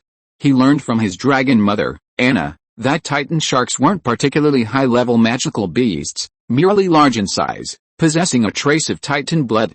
Their strength was that of a 5th-tier magical beast. Furthermore, Yulina also consumed a considerable amount.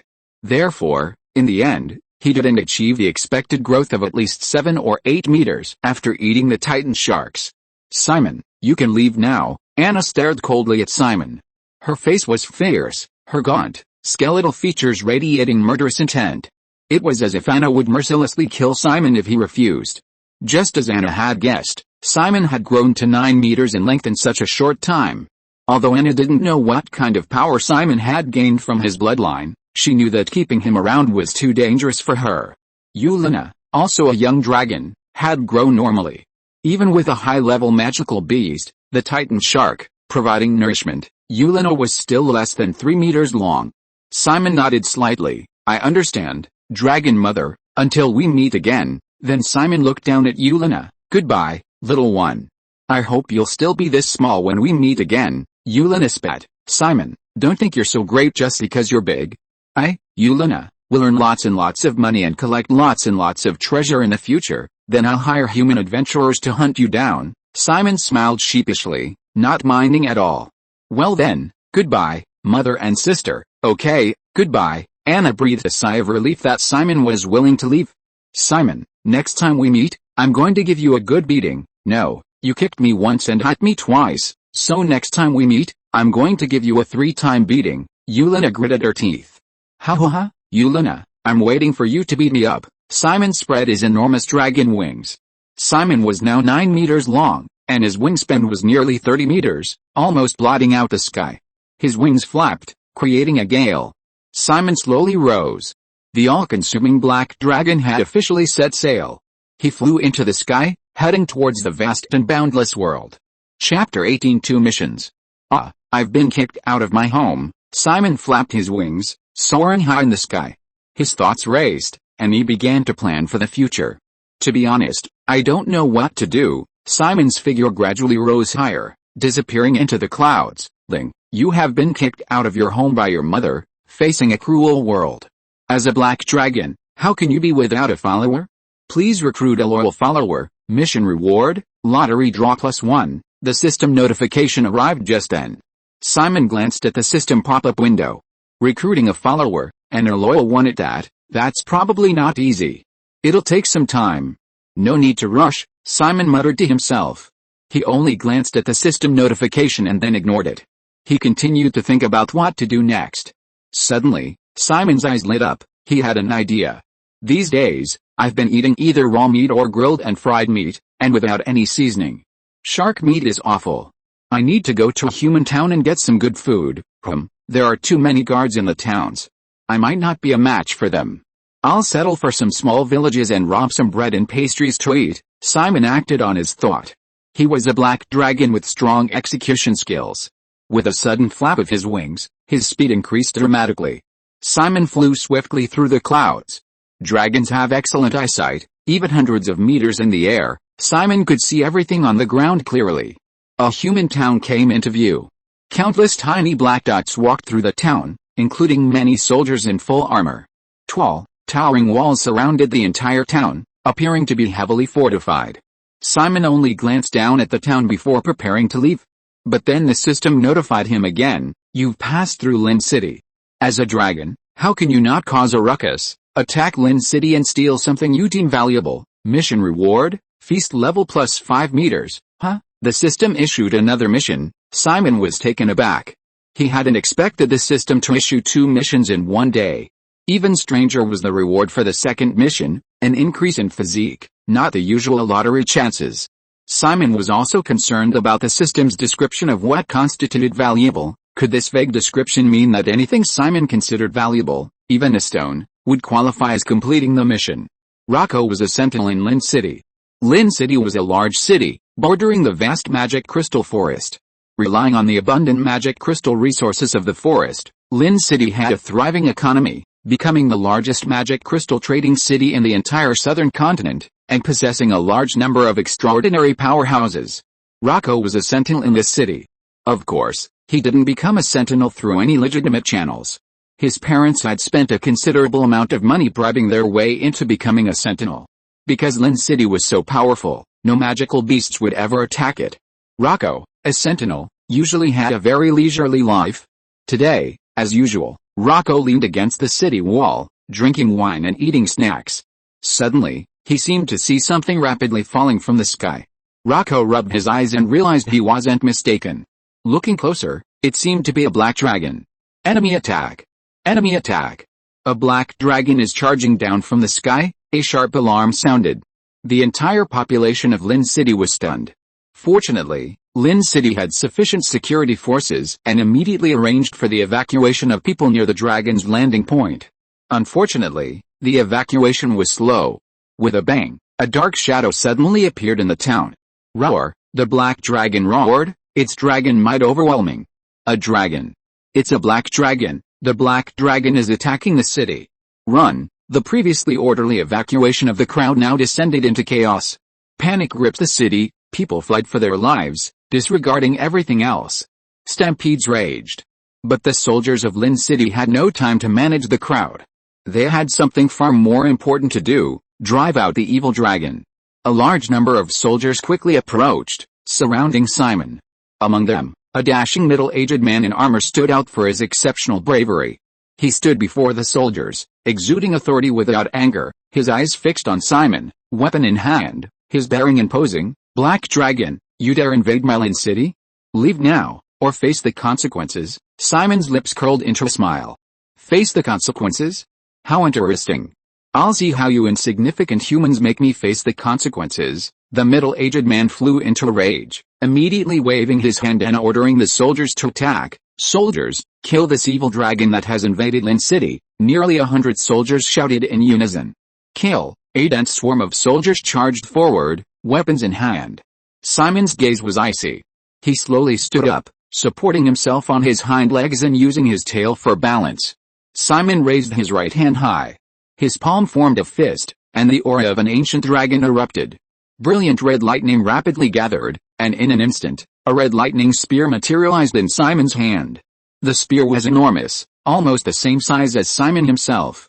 A lightning spear 9 meters long appeared out of thin air in everyone's sight. Even in daylight, the light of the red lightning was dazzling. The moment the spear appeared, the ancient and powerful aura of the ancient dragon stunned everyone into a daze. I'll use you to test the power of this move, ancient dragon lightning spear, Simon roared, and the ancient dragon lightning spear in his hand, formed from red lightning, mercilessly thrust towards the soldiers. The soldiers had no way to dodge. The ancient dragon lightning spear pierced the ground. Lightning raged, and centered on the spear. Nearby soldiers were electrocuted, their bodies charred and torn, their cries of agony filling the air. Not only that, the crimson lightning spear, after piercing the ground and releasing lightning, surged into the earth, transforming into shockwaves that blasted outwards in all directions. More soldiers were hit by the shockwaves and instantly perished. Faced with overwhelming power, numbers were clearly no longer an advantage. The middle-aged man, the captain, was stunned by this sight. He muttered involuntarily, "Is this the legendary power of the Black Dragon? How can mortals possibly fight against such a creature?" He knew that the attacks of ordinary soldiers could no longer harm the Black Dragon before him. No, it should be said that ordinary soldiers couldn't even get close. "You hold it off, I'll go find reinforcements." The middle-aged man's panicked expression was undisguised. Like Rocco, the middle-aged man's captaincy was bought with money. There was no need to fight Simon to the death, as long as he survived. After saying this, he turned and ran. "Where do you think you're going?" A deep voice rang out, and the middle-aged man broke out in a cold sweat. Chapter 19. A scene in Lin City. "Didn't you tell me to bear the consequences? Now where do you think you're going to run to?" Simon's voice rang out from behind. The middle-aged man, who had just turned around and hadn't even taken 2 steps, froze on the spot.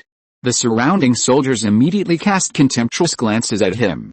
This captain usually acted arrogantly, but now, at this crucial moment, He was actually trying to desert his post. What a shameless bastard. Hey, mighty black dragon, I am the captain of the guard.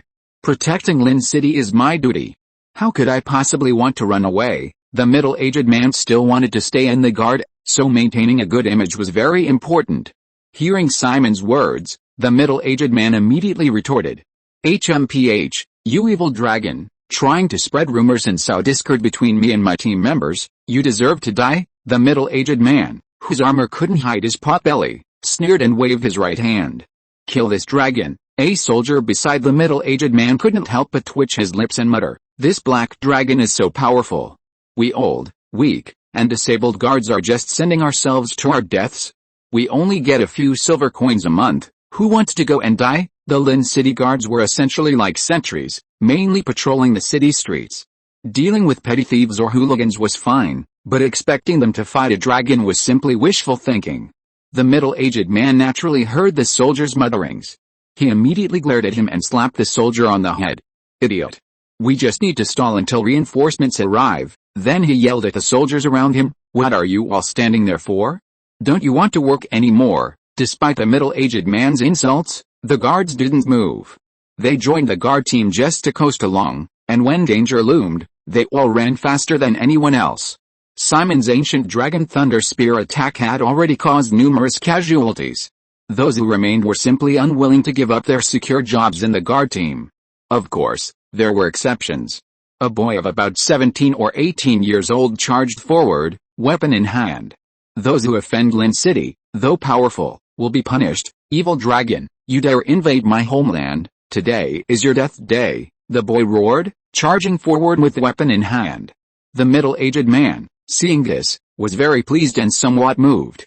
As the captain of the guard team, with so many disobedient men under his command, he was overjoyed to finally have a reckless young man.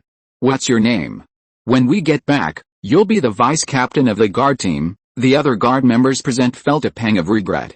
If they had also expressed their loyalty, they might have received a promotion and a raise upon returning. Captain, my name is Enzo. I joined the guard to protect my country. Any enemy who invades Lin City will be cut in half with my weapon, the boy shouted, raising his sword to strike Simon. Simon didn't move. Clang. The longsword struck Simon's scales, leaving only a shallow white mark before bouncing off. With that kind of attack power, you could probably beat me for an hour and still not get a single scale off. Simon blew a breath, sending the boy flying. The scene fell silent. Everyone in the guard swallowed hard. Who would dare to attack now? Simon was too lazy to play with these people anymore. If this drags on, Lin City's army will probably be here soon. Now, let's pick something valuable to take with us. Simon looked around and spotted a barbecue restaurant, his eyes lighting up. What is this evil dragon planning to do? People asked warily. Simon ignored them and strode towards the barbecue restaurant. The barbecue restaurant wasn't big, just a single-story building. Simon waved his right hand, lifting the ceiling of the barbecue restaurant. There's a whole roasted lamb on the grill. Just in time, Simon nodded in satisfaction, grabbing the lamb and devouring it in one bite. Indeed, human food is much more to my liking. Eating a whole roasted lamb, size plus 0.09 meters, although this lamb was a bit charred, it was still seasoned quite a bit. The taste was excellent. Compared to the raw meat I ate before, and the unseasoned roasted meat, it was simply delicious. After many days, the taste of delicious food again filled Simon with happiness. He smacked his lips a few times, lingering there, reluctant to leave. The mission to wreak havoc in Lin City is complete. Reward, feast level plus 5 meters. It's getting late. If we delay any longer the Lin City army will arrive. Simon knew this. The regular army was far stronger than these guards. The guards were mainly responsible for maintaining order within the city, while the army was responsible for the safety of the entire Lin City. There wasn't a single superhuman among the guards. The army is full of extraordinary beings. Simon is currently only at the 4th tier. Judging from the information gleaned from his bloodline, 4th tier strength is already considered extremely powerful among humans. This is why Simon dared to undertake this mission. However, with only 4th tier strength, facing a human army head-on is still somewhat difficult.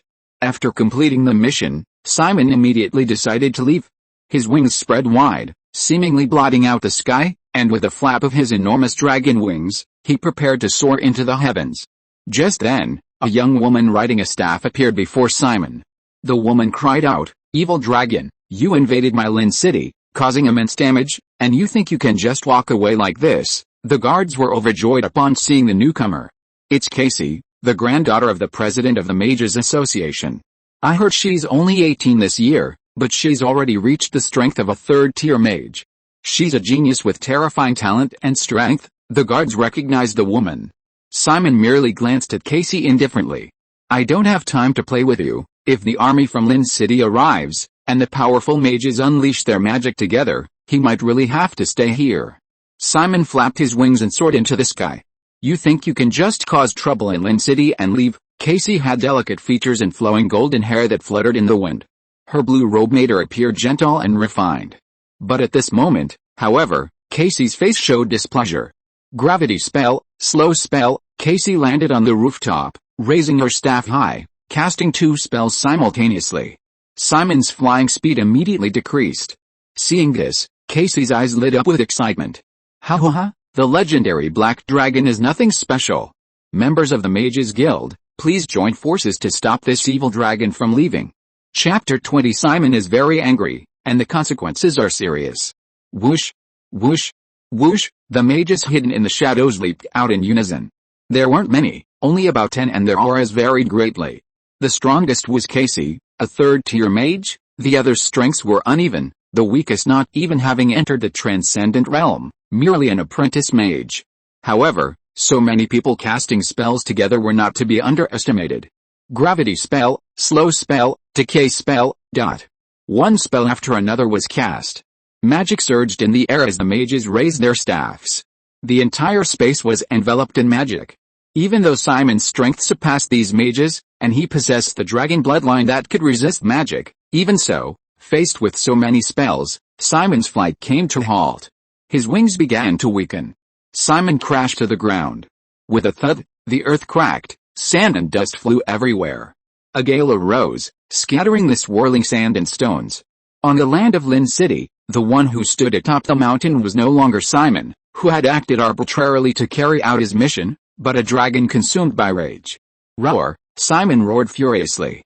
His face contorted with rage, his already ferocious features now appearing even more grotesque and terrifying. "Ho ha ho ha, a black dragon is nothing special. I beg the members of the Mages Guild to assist me in slaying this dragon. I, Casey, owe you all a favor." Casey laughed wildly, his laughter unrestrained and arrogant. "This black dragon seems to be at a disadvantage, Captain. Should we join forces with the Mages Guild to kill it?" a soldier from the guard asked his captain. The guard captain narrowed his eyes, considering the feasibility of the plan. An assassin breaking into Lin City and wreaking havoc on the dragon, that would be an unprecedented feat. Moreover, black dragons were legendary creatures, ordinary people might never even see one in their lifetime, yet he had managed to kill a legendary creature like the guard's assassin. This was enough to make him famous. "Perhaps my name will be etched in the history of Lin City." The captain of the guard trembled with excitement at the thought of what might happen after killing the black dragon. However, the black dragon's power was still etched in his mind. "No rush, let these mages fight the black dragon first and see how it goes. If the black dragon gains the upper hand, we'll do nothing.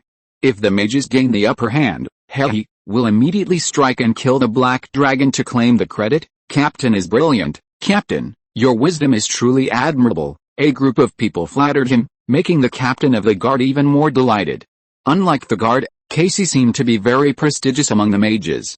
The dozen or so mages around her obeyed her orders. "Black Dragon, we have joined forces to unleash gravity magic. Let's see how you escape. Surrender obediently and become my contracted beast pet, and I will spare your life." Casey seemed to be very skilled in wind magic. She flew in front of Simon and said. Simon sneered, "Want me to be your pet? Dream on. Since you've unleashed gravity magic, I'll kill you all." Simon's eyes turned bloodshot, his killing intent palpable.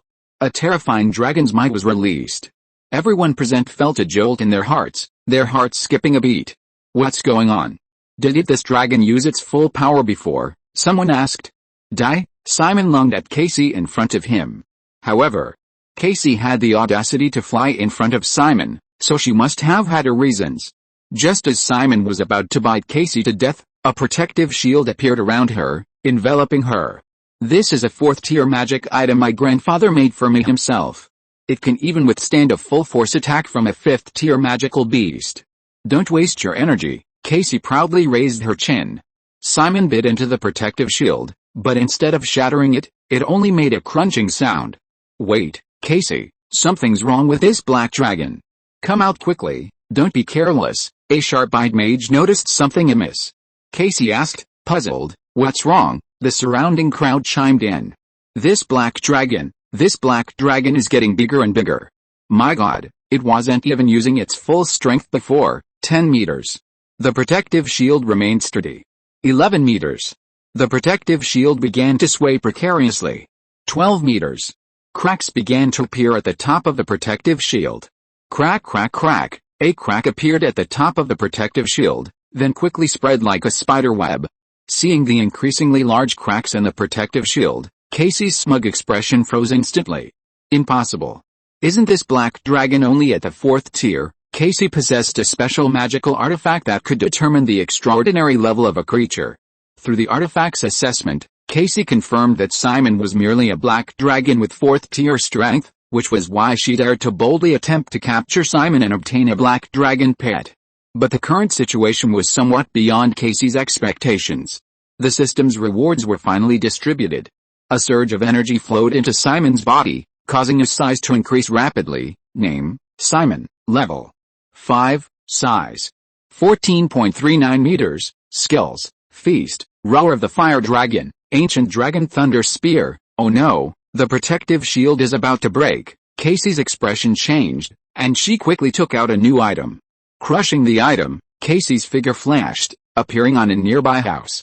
Phew, that scared me to death. This black dragon actually hid its strength? How despicable. Casey patted her flat chest with lingering fear. Woman, you are doomed today. Not even Jesus can save you. I said it. Simon was furious. The consequences would be severe. Upon discovering Casey's escape using an item, he immediately launched an attack. Gale Slash. Casey immediately counterattacked, waving her staff and unleashing a wind blade. Simon neither dodged nor evaded, letting the wind blade strike him. Gale Slash was Casey's strongest spell, but it only grazed Simon's skin. The increase in size brought not only increased strength and health, but also enhanced defense. Die? Simon took a deep breath, his lungs bulging visibly. Its breath. This black dragon is about to use its breath, a mage shouted. The book says the black dragon's breath is a corrosive acidic breath. Quickly, use your anti-corrosion shields together, Casey immediately yelled. 5 or 6 people appeared in front of Casey in an instant, simultaneously casting anti-corrosion magical shields. Rows of dark green magical walls appeared. However, the next second, when Simon opened its blood red more and blinding flames appeared, everyone was stunned. Chapter 21 This dragon is insane. 4,000 words. The black dragon is a legendary creature. Ordinary people would never see one in their entire lives. Even the mages of Lin City were no exception. The mages of the Lin City Magic Association only had a limited understanding of dragons through books. Furthermore, the profession of mage requires constant reading and learning of various spells. Therefore, they generally trusted everything recorded in books. Simply put, these mages were bookworms. They firmly believed that a black dragon could only breathe corrosive acid. When everyone saw Simon open its blood-red maw, flames erupting from its throat, they were all dumbfounded. How could this be different from what the book said? How could a black dragon breathe fire? How can a black dragon's breath be fire breath? A black dragon's breath is acid, a red dragon's breath is fire. This was the only thought in the minds of all the mages. The next moment, flames struck. The shields the mages cast were specifically designed to counter the black dragon's acid breath, possessing powerful anti-corrosion effects.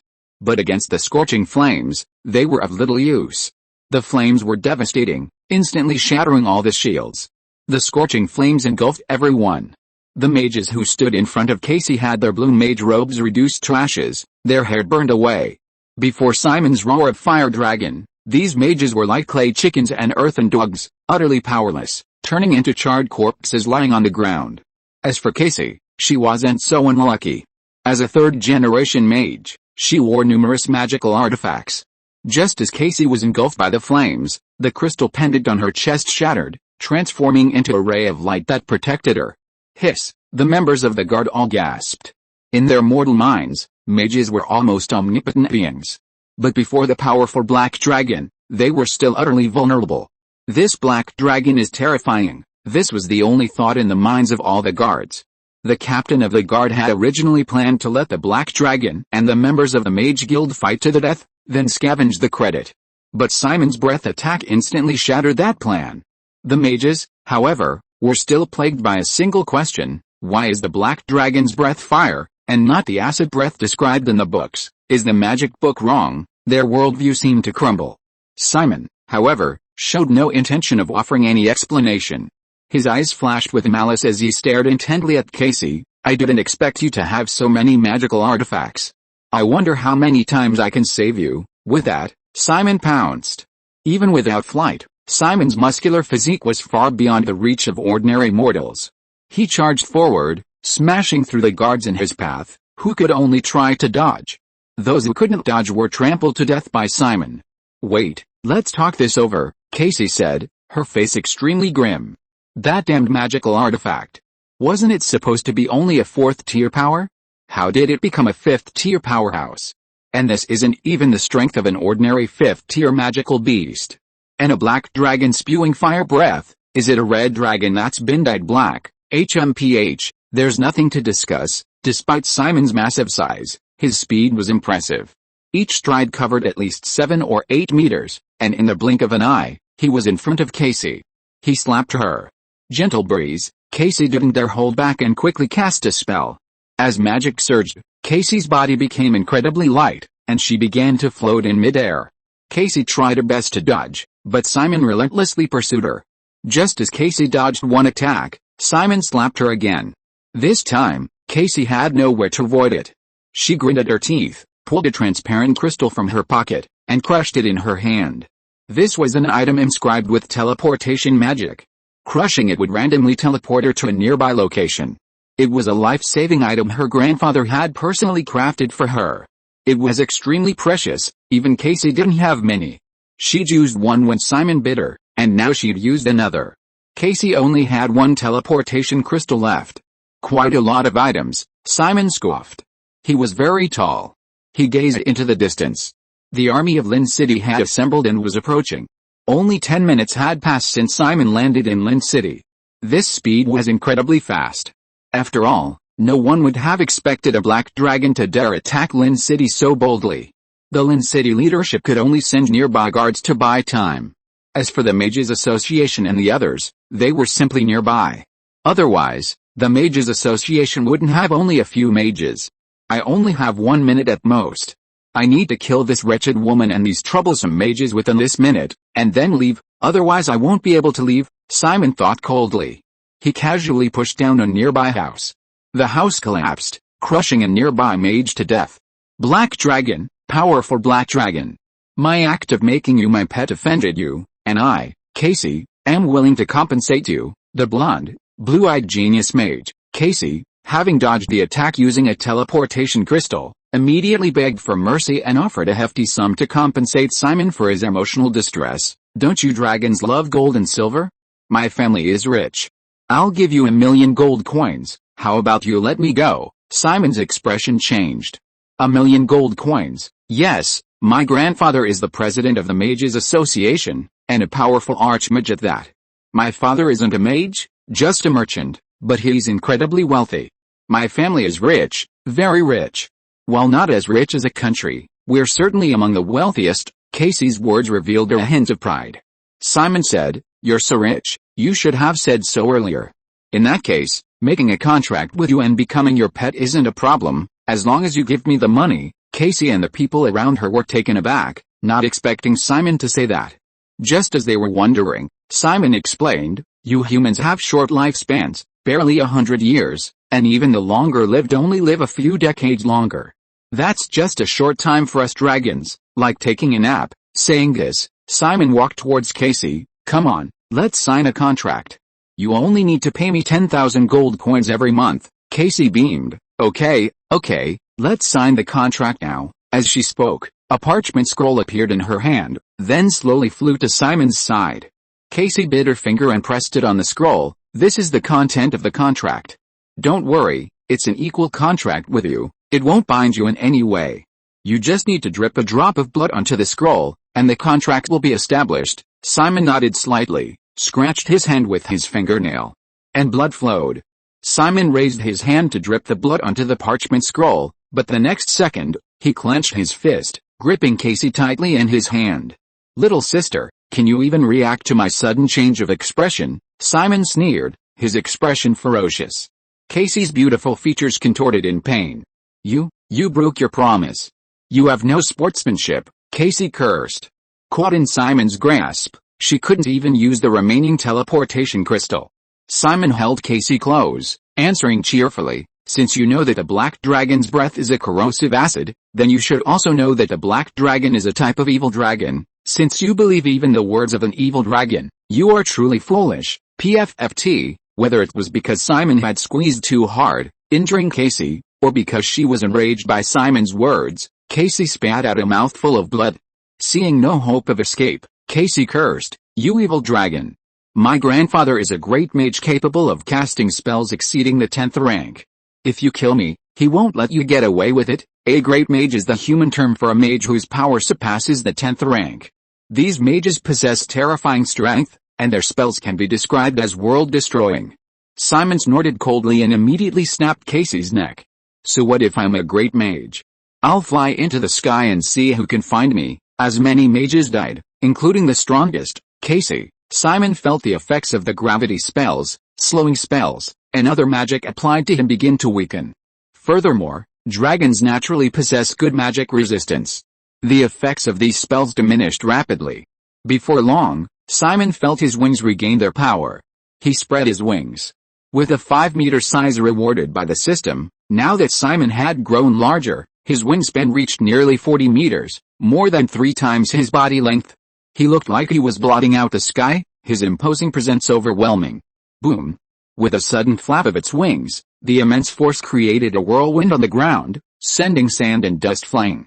Simon soared into the sky, glancing at the terrified mages and guards. He ignored them and turned to leave. The Lin City army arrived late. By the time they reached them, Simon had already flown away. The incident caused a huge uproar.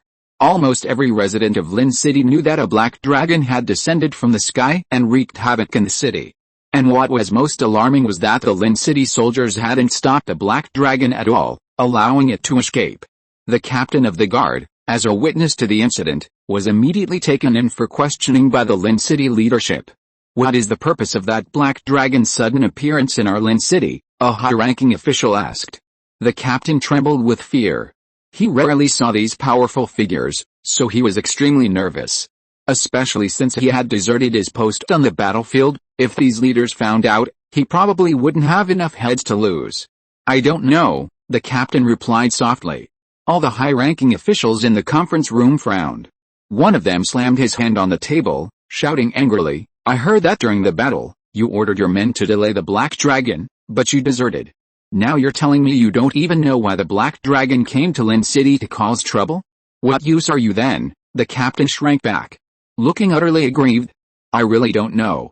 That black dragon didn't take anything." Then, as if remembering something, the captain added, "Oh, right, it stole a whole roasted lamb from a barbecue restaurant. After eating the lamb, the black dragon prepared to leave. It was the people from the Mages Association who used magic to stop it, and then they were killed." The high-ranking officials present fell silent. Among the dead was a mage named Casey, the granddaughter of the president of the Lin City Mages Association.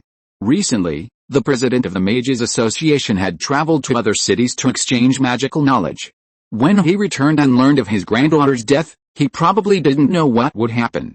A mage above the 10th rank erupted in fury, and no one knew what was about to happen. "You mean, that black dragon killed so many people and came to my Lin City to wreak havoc just to have a roasted whole lamb?" a high-ranking officer asked incredulously. The captain trembled, terrified of saying the wrong thing and being beheaded. "Yes, that's right. After the black dragon landed, our guards immediately tried to stop it, but its strength was far too great. We were no match for it. The black dragon didn't do anything particularly special, so we didn't rush to attack. You all know what happened next. It ate a roasted whole lamb, then tried to leave, but was stopped by the mages, and subsequently killed them. the captain muttered under his breath. The expressions of the high-ranking officers present were complex and strange. They hadn't just interrogated the guard captain. According to the reports from his subordinates, everything the captain said was true. The black dragon had indeed eaten a roasted whole lamb and then tried to leave. All the high-ranking officers had only one thought in their minds at that moment: this dragon is insane. Just for a whole roasted lamb, he caused a huge disturbance in Lin City, resulting in dozens of injuries and deaths, including the granddaughter of the president of the Mages Association. All for a whole roasted lamb. If you wanted roasted lamb, just say so. Does our vast Lin City need your lamb? All the high-ranking officials in Lin City were cursing Simon's ancestors, wishing they could tear him to pieces. No, even that wouldn't be enough to vent their anger. They'd rather imprison him and torture him for life. Otherwise, their hatred wouldn't be appeased. Unfortunately, it had already happened. And this was even more outrageous than a dragon causing chaos in a royal city to abduct a princess. Please, is the roasted lamb your princess? First, appease the families of the dead, then we need to rebuild the houses, issue a warrant. We must issue an arrest warrant and hunt down that black dragon. Sigh, let's think about how to quell the anger of the president of the Mages Association first, otherwise, all of us will be out of a job. 2 chapters combined today. If you are listening to this novel on a channel other than Fanfic World, it means it was downloaded and re-uploaded without effort. We warmly invite you to visit our channel, Fanfic World. There you will find the original version of this story and many other novels of various genres. We look forward to seeing you dive into a world of incredible novels. Chapter 22: Simon's Ambition. That great mage is indeed a headache. After causing a ruckus in Lin City, Simon soared into the sky, his massive figure concealed within the clouds. Looking down, the vast city of Lin was dotted with tiny figures bustling about. Simon didn't rush to leave, but instead remained quietly suspended 1,000 meters in the air. With his current stamina, he could easily fly for 3 days and 3 nights. Simon hovered there, silently observing every move in Lin City. That so-called great mage hasn't appeared yet, which means he's not in Lin City. Otherwise, when I killed that mage woman, the great mage would definitely have intervened. This gives me enough time to develop. Simon was very confident. He believed that he would soon surpass the 10th rank and advance to legendary. Even if the so-called great mage came knocking, Simon wouldn't be afraid. Ling, you have set lofty goals. Please advance to legendary within 3 months. Task reward, +1 lottery draw. Perhaps influenced by Simon's ideas, the system also issued a task. Advance to legendary status in 3 months? That might be a bit difficult. So far, Simon has only 2 ways to increase his strength. The first is to rely on feasts to continuously devour high-level magical beasts, thereby increasing his size and health. With a larger size and increased health, Simon's strength will naturally rise. If Simon's size were 100 meters, even without any magic, he could probably become a legendary creature. Simon is already following this method, steadily increasing his strength. As his size continues to increase, the increase from devouring ordinary beasts is very limited. For example, the whole roasted lamb Simon ate during his rampage in Lin City only increased his size by 0.09 meters. That was before the system reward was issued. If it were now, if Simon ate a whole roasted lamb, his size would probably only increase by less than 0.05 meters. For smaller beasts like rabbits and cats, the increase would probably be to 3 decimal places. To quickly increase his size, he needed to hunt high-level magical beasts. However, high-level magical beasts were hard to find, and even if he found them, he might not be able to defeat them. The second method was to rely on the system's lottery. So far, the system's lottery had mostly yielded skills. These skills directly or indirectly affected Simon's combat power. Skills like Roar of the Fire Dragon and Ancient Dragon Thunder Spear directly increased Simon's combat power, while Feast indirectly increased his combat power through continuous growth. I'm still young, only a few days old, and I haven't risked my life to find any high-level magical beasts. Since the quality isn't good, I'll try to make up for it with quantity. A 5th-tier Titan Shark previously increased my size by about 5 meters, while a 2nd-tier Black Gold Tiger will probably only increase it by a few decimeters. Even if I eat dozens more Black Gold Tigers, the effect will still be less than that of a Titan Shark. Simon's mind raced, his thoughts racing. So, there's no need to rush to use the feast to increase my strength. Given that dragons live for thousands of years, I can grow slowly. The reward for advancing to legendary status is basically just one lottery draw. There's no need to bother completing it. Speaking of missions, I also have a mission to subdue loyal followers. Simon flapped his wings, using this to fly high in the sky. As Simon's attention wandered, a terrifying dragon's might began to emanate, and the surrounding birds scattered in panic. I've got a method for this mission. A small, bright light suddenly appeared above Simon's head. Intelligent beings all have their own thoughts. To make them loyal, you have to pay a huge price, such as ensuring their safety, providing them with a stable life, and a visible future. But for creatures with lower intelligence, I only need to suppress them with force and ensure their safety. That's enough to make them loyal. This world isn't just home to dragons and humans. Orcs, elves, cavemen, and the like certainly live somewhere in the world. I just need to find the less intelligent creatures among them and conquer them. Having made up his mind, Simon didn't rush into action. Looking down at the bustling city of Lynn, a smile played on his lips. When I went down to cause trouble earlier, I overheard someone say that Lynn City's prosperity is due to the magic crystal trade, and the nearby magic crystal forest is a major source of magic crystals. If I monopolize the magic crystals in the magic crystal forest, could I also build such a prosperous city? Lynn City, Lynn City. The name Lynn comes from this. The magic crystals in the magic crystal forest are virtually inexhaustible. Even the dug-up magic crystals will regrow every so often. This is the reason for Lynn City's prosperity. Simon narrowed his eyes, looking at the city below, a deep grin showing on his face. Money and power. Countless people have fought tooth and nail for these two things, even risking their lives. Simon was naturally very interested as well. Leaving aside whether I can build a city comparable to Lynn City with a monopoly on magic crystals, at least I can make a fortune. Living in this world, you can't live without money. If I had money, I could just hire human adventurers to hunt high-level magical beasts for me. Would I become stronger without even lifting a finger? Simon remembered his previous deal with his dragon mother, Anna. If he had a lot of gold coins, Anna could capture more high-level magical beasts for him to eat, allowing him to grow larger. Unfortunately, Simon had now been kicked out of Anna's house. In the dragon race, being kicked out of one's home almost meant severing ties. Now, Simon could only rely on himself to do whatever he wanted. I'll do what I think of. I must have a share of the magic crystals in the magic crystal forest. But I'm currently weak and alone. Even if I monopolize the magic crystals, I can't protect them. Besides, with my physique, I can't collect magic crystals myself. I still need to recruit some followers. Simon took a deep breath, adjusted his direction, and flapped his wings violently. The air currents felt like knives stabbing at Simon's face, but they had no effect. Soon, Simon left the skies above Lynn City. He flew off into the distance. The magic crystal forest wasn't far from Lynn City, only about 100 kilometers away, and Simon, who could fly, arrived above the forest in just a short while. Chapter 23 Goblins. In a secluded cave within the magic crystal forest lived a creature with entirely green skin. This creature resembled a human somewhat, standing on two legs with long arms, but its head differed from a human's. This green-skinned creature had a large nose with a long, pointed tip. However, compared to humans, this creature was very short, mostly only a little over a meter tall. Yes, this was a creature called a goblin. Chief, must we do this? Inside the cave, a very thin goblin asked an elderly goblin with a grave expression.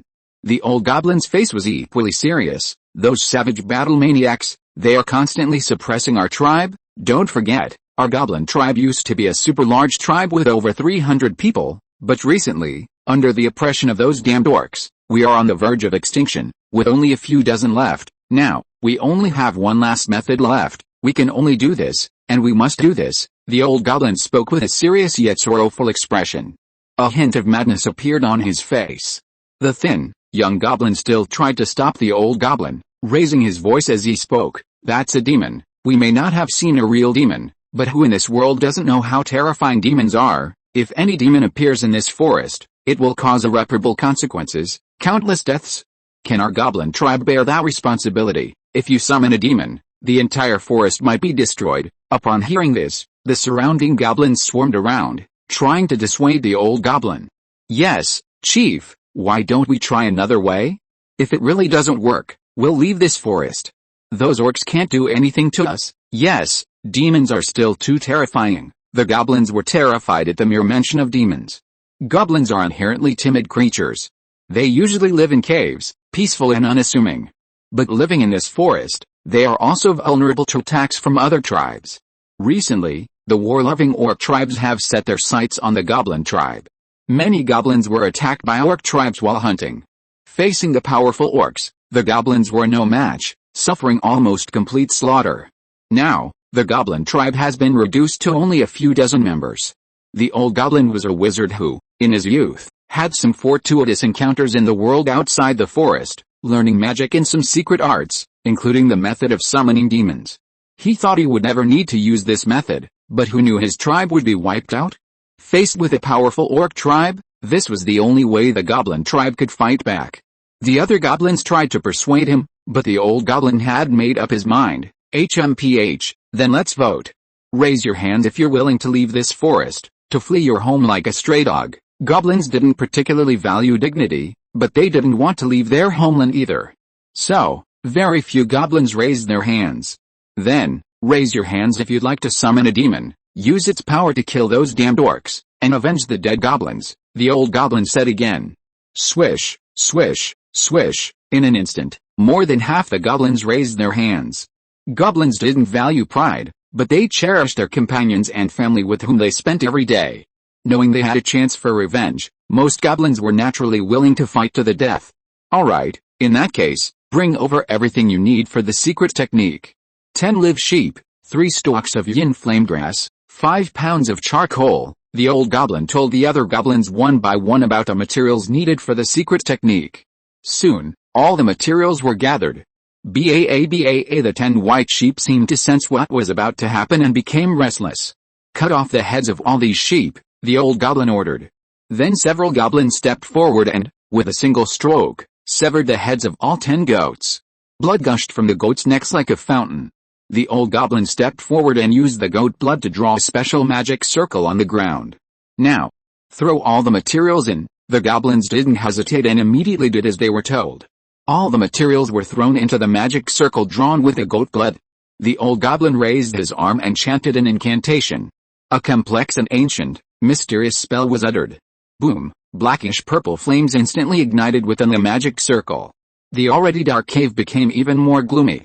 Under the blackish purple flames, all the materials in the magic circle were burned, including the 10 headless goats. Under the burning flames, these materials strangely transformed into a pool of black water. The black water gathered together, creating ripples on its surface.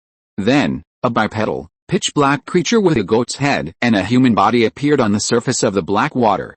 Upon seeing the goat-headed, human-bodied monster, the old goblin grinned.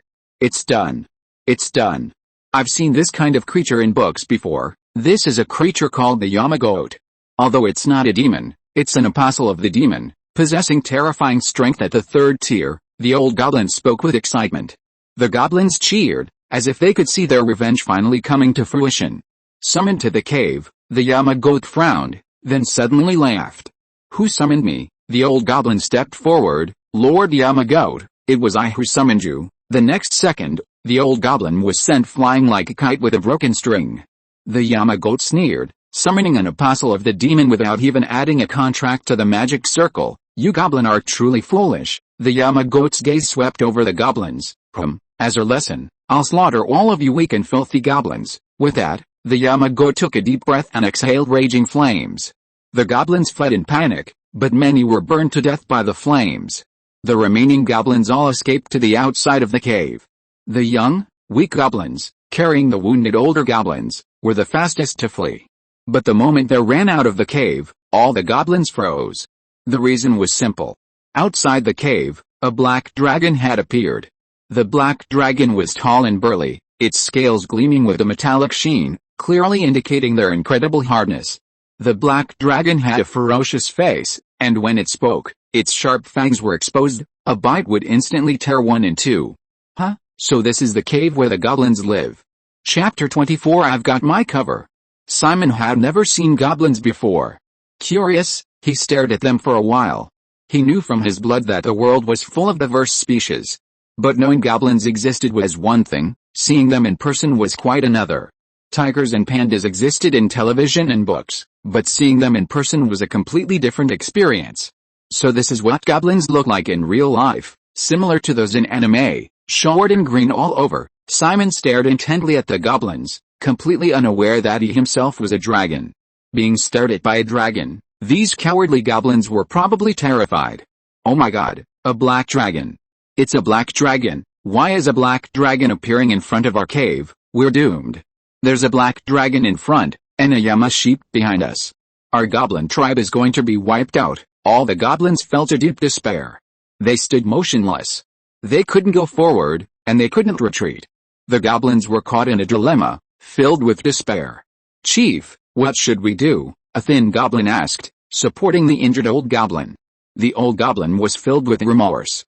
It was he who had summoned the Yamato goat, otherwise, the goblin tribe wouldn't be in this predicament. The black dragon, though powerful, was too small to enter the cave and wouldn't kill goblins without reason. But now it was different. The goblins had escaped the cave, which might anger the black dragon. As a legendary creature, the dragon's power was deeply ingrained in the hearts of all beings. Even facing the Yamato goat, the goblins didn't want to anger the dragon. But if they really faced the Yamato goat, the remaining goblins were no match. Death was the only outcome. The old goblin was deeply remorseful. If he had added a contract to the demon summoning ritual, this situation wouldn't have occurred. When the old goblin learned the ritual, he hadn't mentioned a contract. He could only blame himself for his lack of skill. Hey, why aren't you goblins running away? A chilling laugh echoed from within the cave. The goblins were on the verge of tears. They wanted to escape too, but the black dragon standing there was enough to terrify them. Who dared to move? Compared to the third-tier Yamagoat, the fifth-tier Simon exuded an even greater sense of oppression. Lord Yamagoat, we don't want to be your enemy, the old goblin stammered as he approached. He dared not speak to Simon, or even meet his gaze. So he could only plead with the Yamagoat, who was slowly approaching from within the cave. Because a large number of goblins were blocking the cave entrance, the Yamagoat didn't see Simon. Oh ho ho, then what are you filthy and weak goblins doing blocking the cave entrance? In my memory, you goblins should be fleeing in panic, so I can experience the pleasure of slaughtering you. The Yamagoat stuck out his tongue, thick saliva dripping down. As he spoke, he thrust his hips a few times.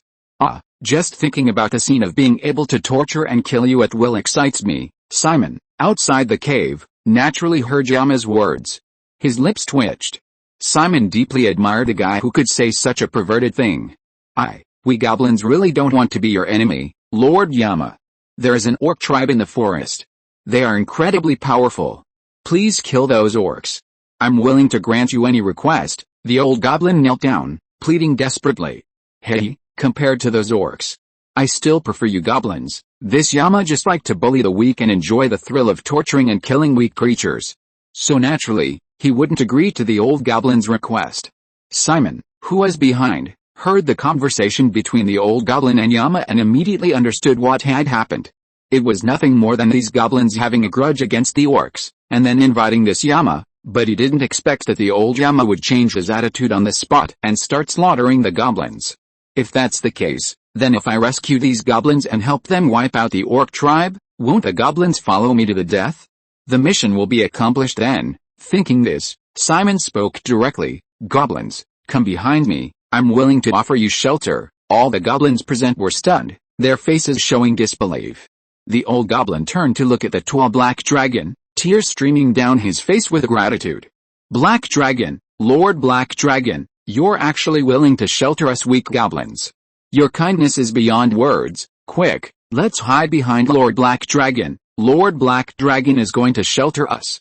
We're saved. The goblins, whose intelligence wasn't particularly high to begin with, cheered. In this dog-eat-dog world, to have a strong being willing to shelter these weak goblins was such a fortunate thing. One by one, the goblins ran behind Simon. Without the goblins' cover, the cave entrance was suddenly clear. The Yamagoat, inside the cave, had clearly noticed Simon's presence. Dragon, why is there a black dragon here? No wonder those goblins were all huddled at the cave entrance, too afraid to escape. The Yamagoat immediately understood, and was also shocked by the black dragon's presence. He enjoyed bullying the weak, but he wouldn't dare provoke a powerful being like a black dragon. He was a typical bully who preyed on the weak. His previously excited little stick immediately went limp. Black Dragon Lord, I didn't expect you to be willing to protect these goblins. In that case, I'll be leaving now. The Yama-goat rubbed his hands obsequiously, his attitude towards Simon extremely respectful, a far cry from his previous arrogant demeanor towards the goblins. Simon nodded slightly, ignoring him. The Yama-goat breathed a sigh of relief. He had been peacefully at home, but was inexplicably summoned here, naturally leaving him seething with anger. Plus, he was a guy who enjoyed torturing the weak. So, upon being summoned and finding no forced contract, Yama-goat planned to torture and kill all the goblins. Unexpectedly, a black dragon was willing to protect these weak goblins. Even in her anger, Yama-goat knew her own life was paramount. After receiving Simon's approval, Yama-goat turned and left. What is his strength? Simon suddenly asked. The old goblin hesitated for a moment, then honestly replied, Lord Black Dragon, Lord Yama-goat is a third-tier demon apostle. Chapter 25 Only those with self-awareness can live long. So that's it, an apostle of the demon. Impressive third-tier strength. Simon narrowed his eyes. If Yulina saw Simon's expression, she would guess he was about to do something wicked. Yama-goat, do you want to work for me? Simon called out to Yama-goat. Yama-goat broke out in a cold sweat. Not daring to offend Simon, but also not intending to become his follower, he controlled his tone, bowed respectfully, and said, Powerful Black Dragon, I long to follow you, but Alice, I already have a master. Simon nodded slightly, stepped forward, and stared intently at Yama-goat. His vertical dragon eyes sent chills down one's spine. Being stared at by a black dragon, Yama-goat felt uneasy. Looking at the dragon's head so close, Yama-goat felt his heart pounding wildly. He took a deep breath, forcing himself to stay upright so his body wouldn't collapse. Is this the legendary dragon's might that only the dragon race possesses? It's truly terrifying. Just feeling it fills me with dread. As an apostle of the demon, Yan Mo Yang possessed some knowledge and had a slight understanding of dragons. Judging from its size, this black dragon is still a juvenile. Judging from the typical growth rate of black dragons, this one must have lived for decades, probably mastering a considerable amount of magic, at least reaching the 7th or 8th rank. I'm definitely no match for it, Yan Mo Yang guessed. Unfortunately, that was a normal black dragon, and Simon clearly didn't fit Yan Mo Yang's assumptions. But Yan Mo Yang also noticed something amiss.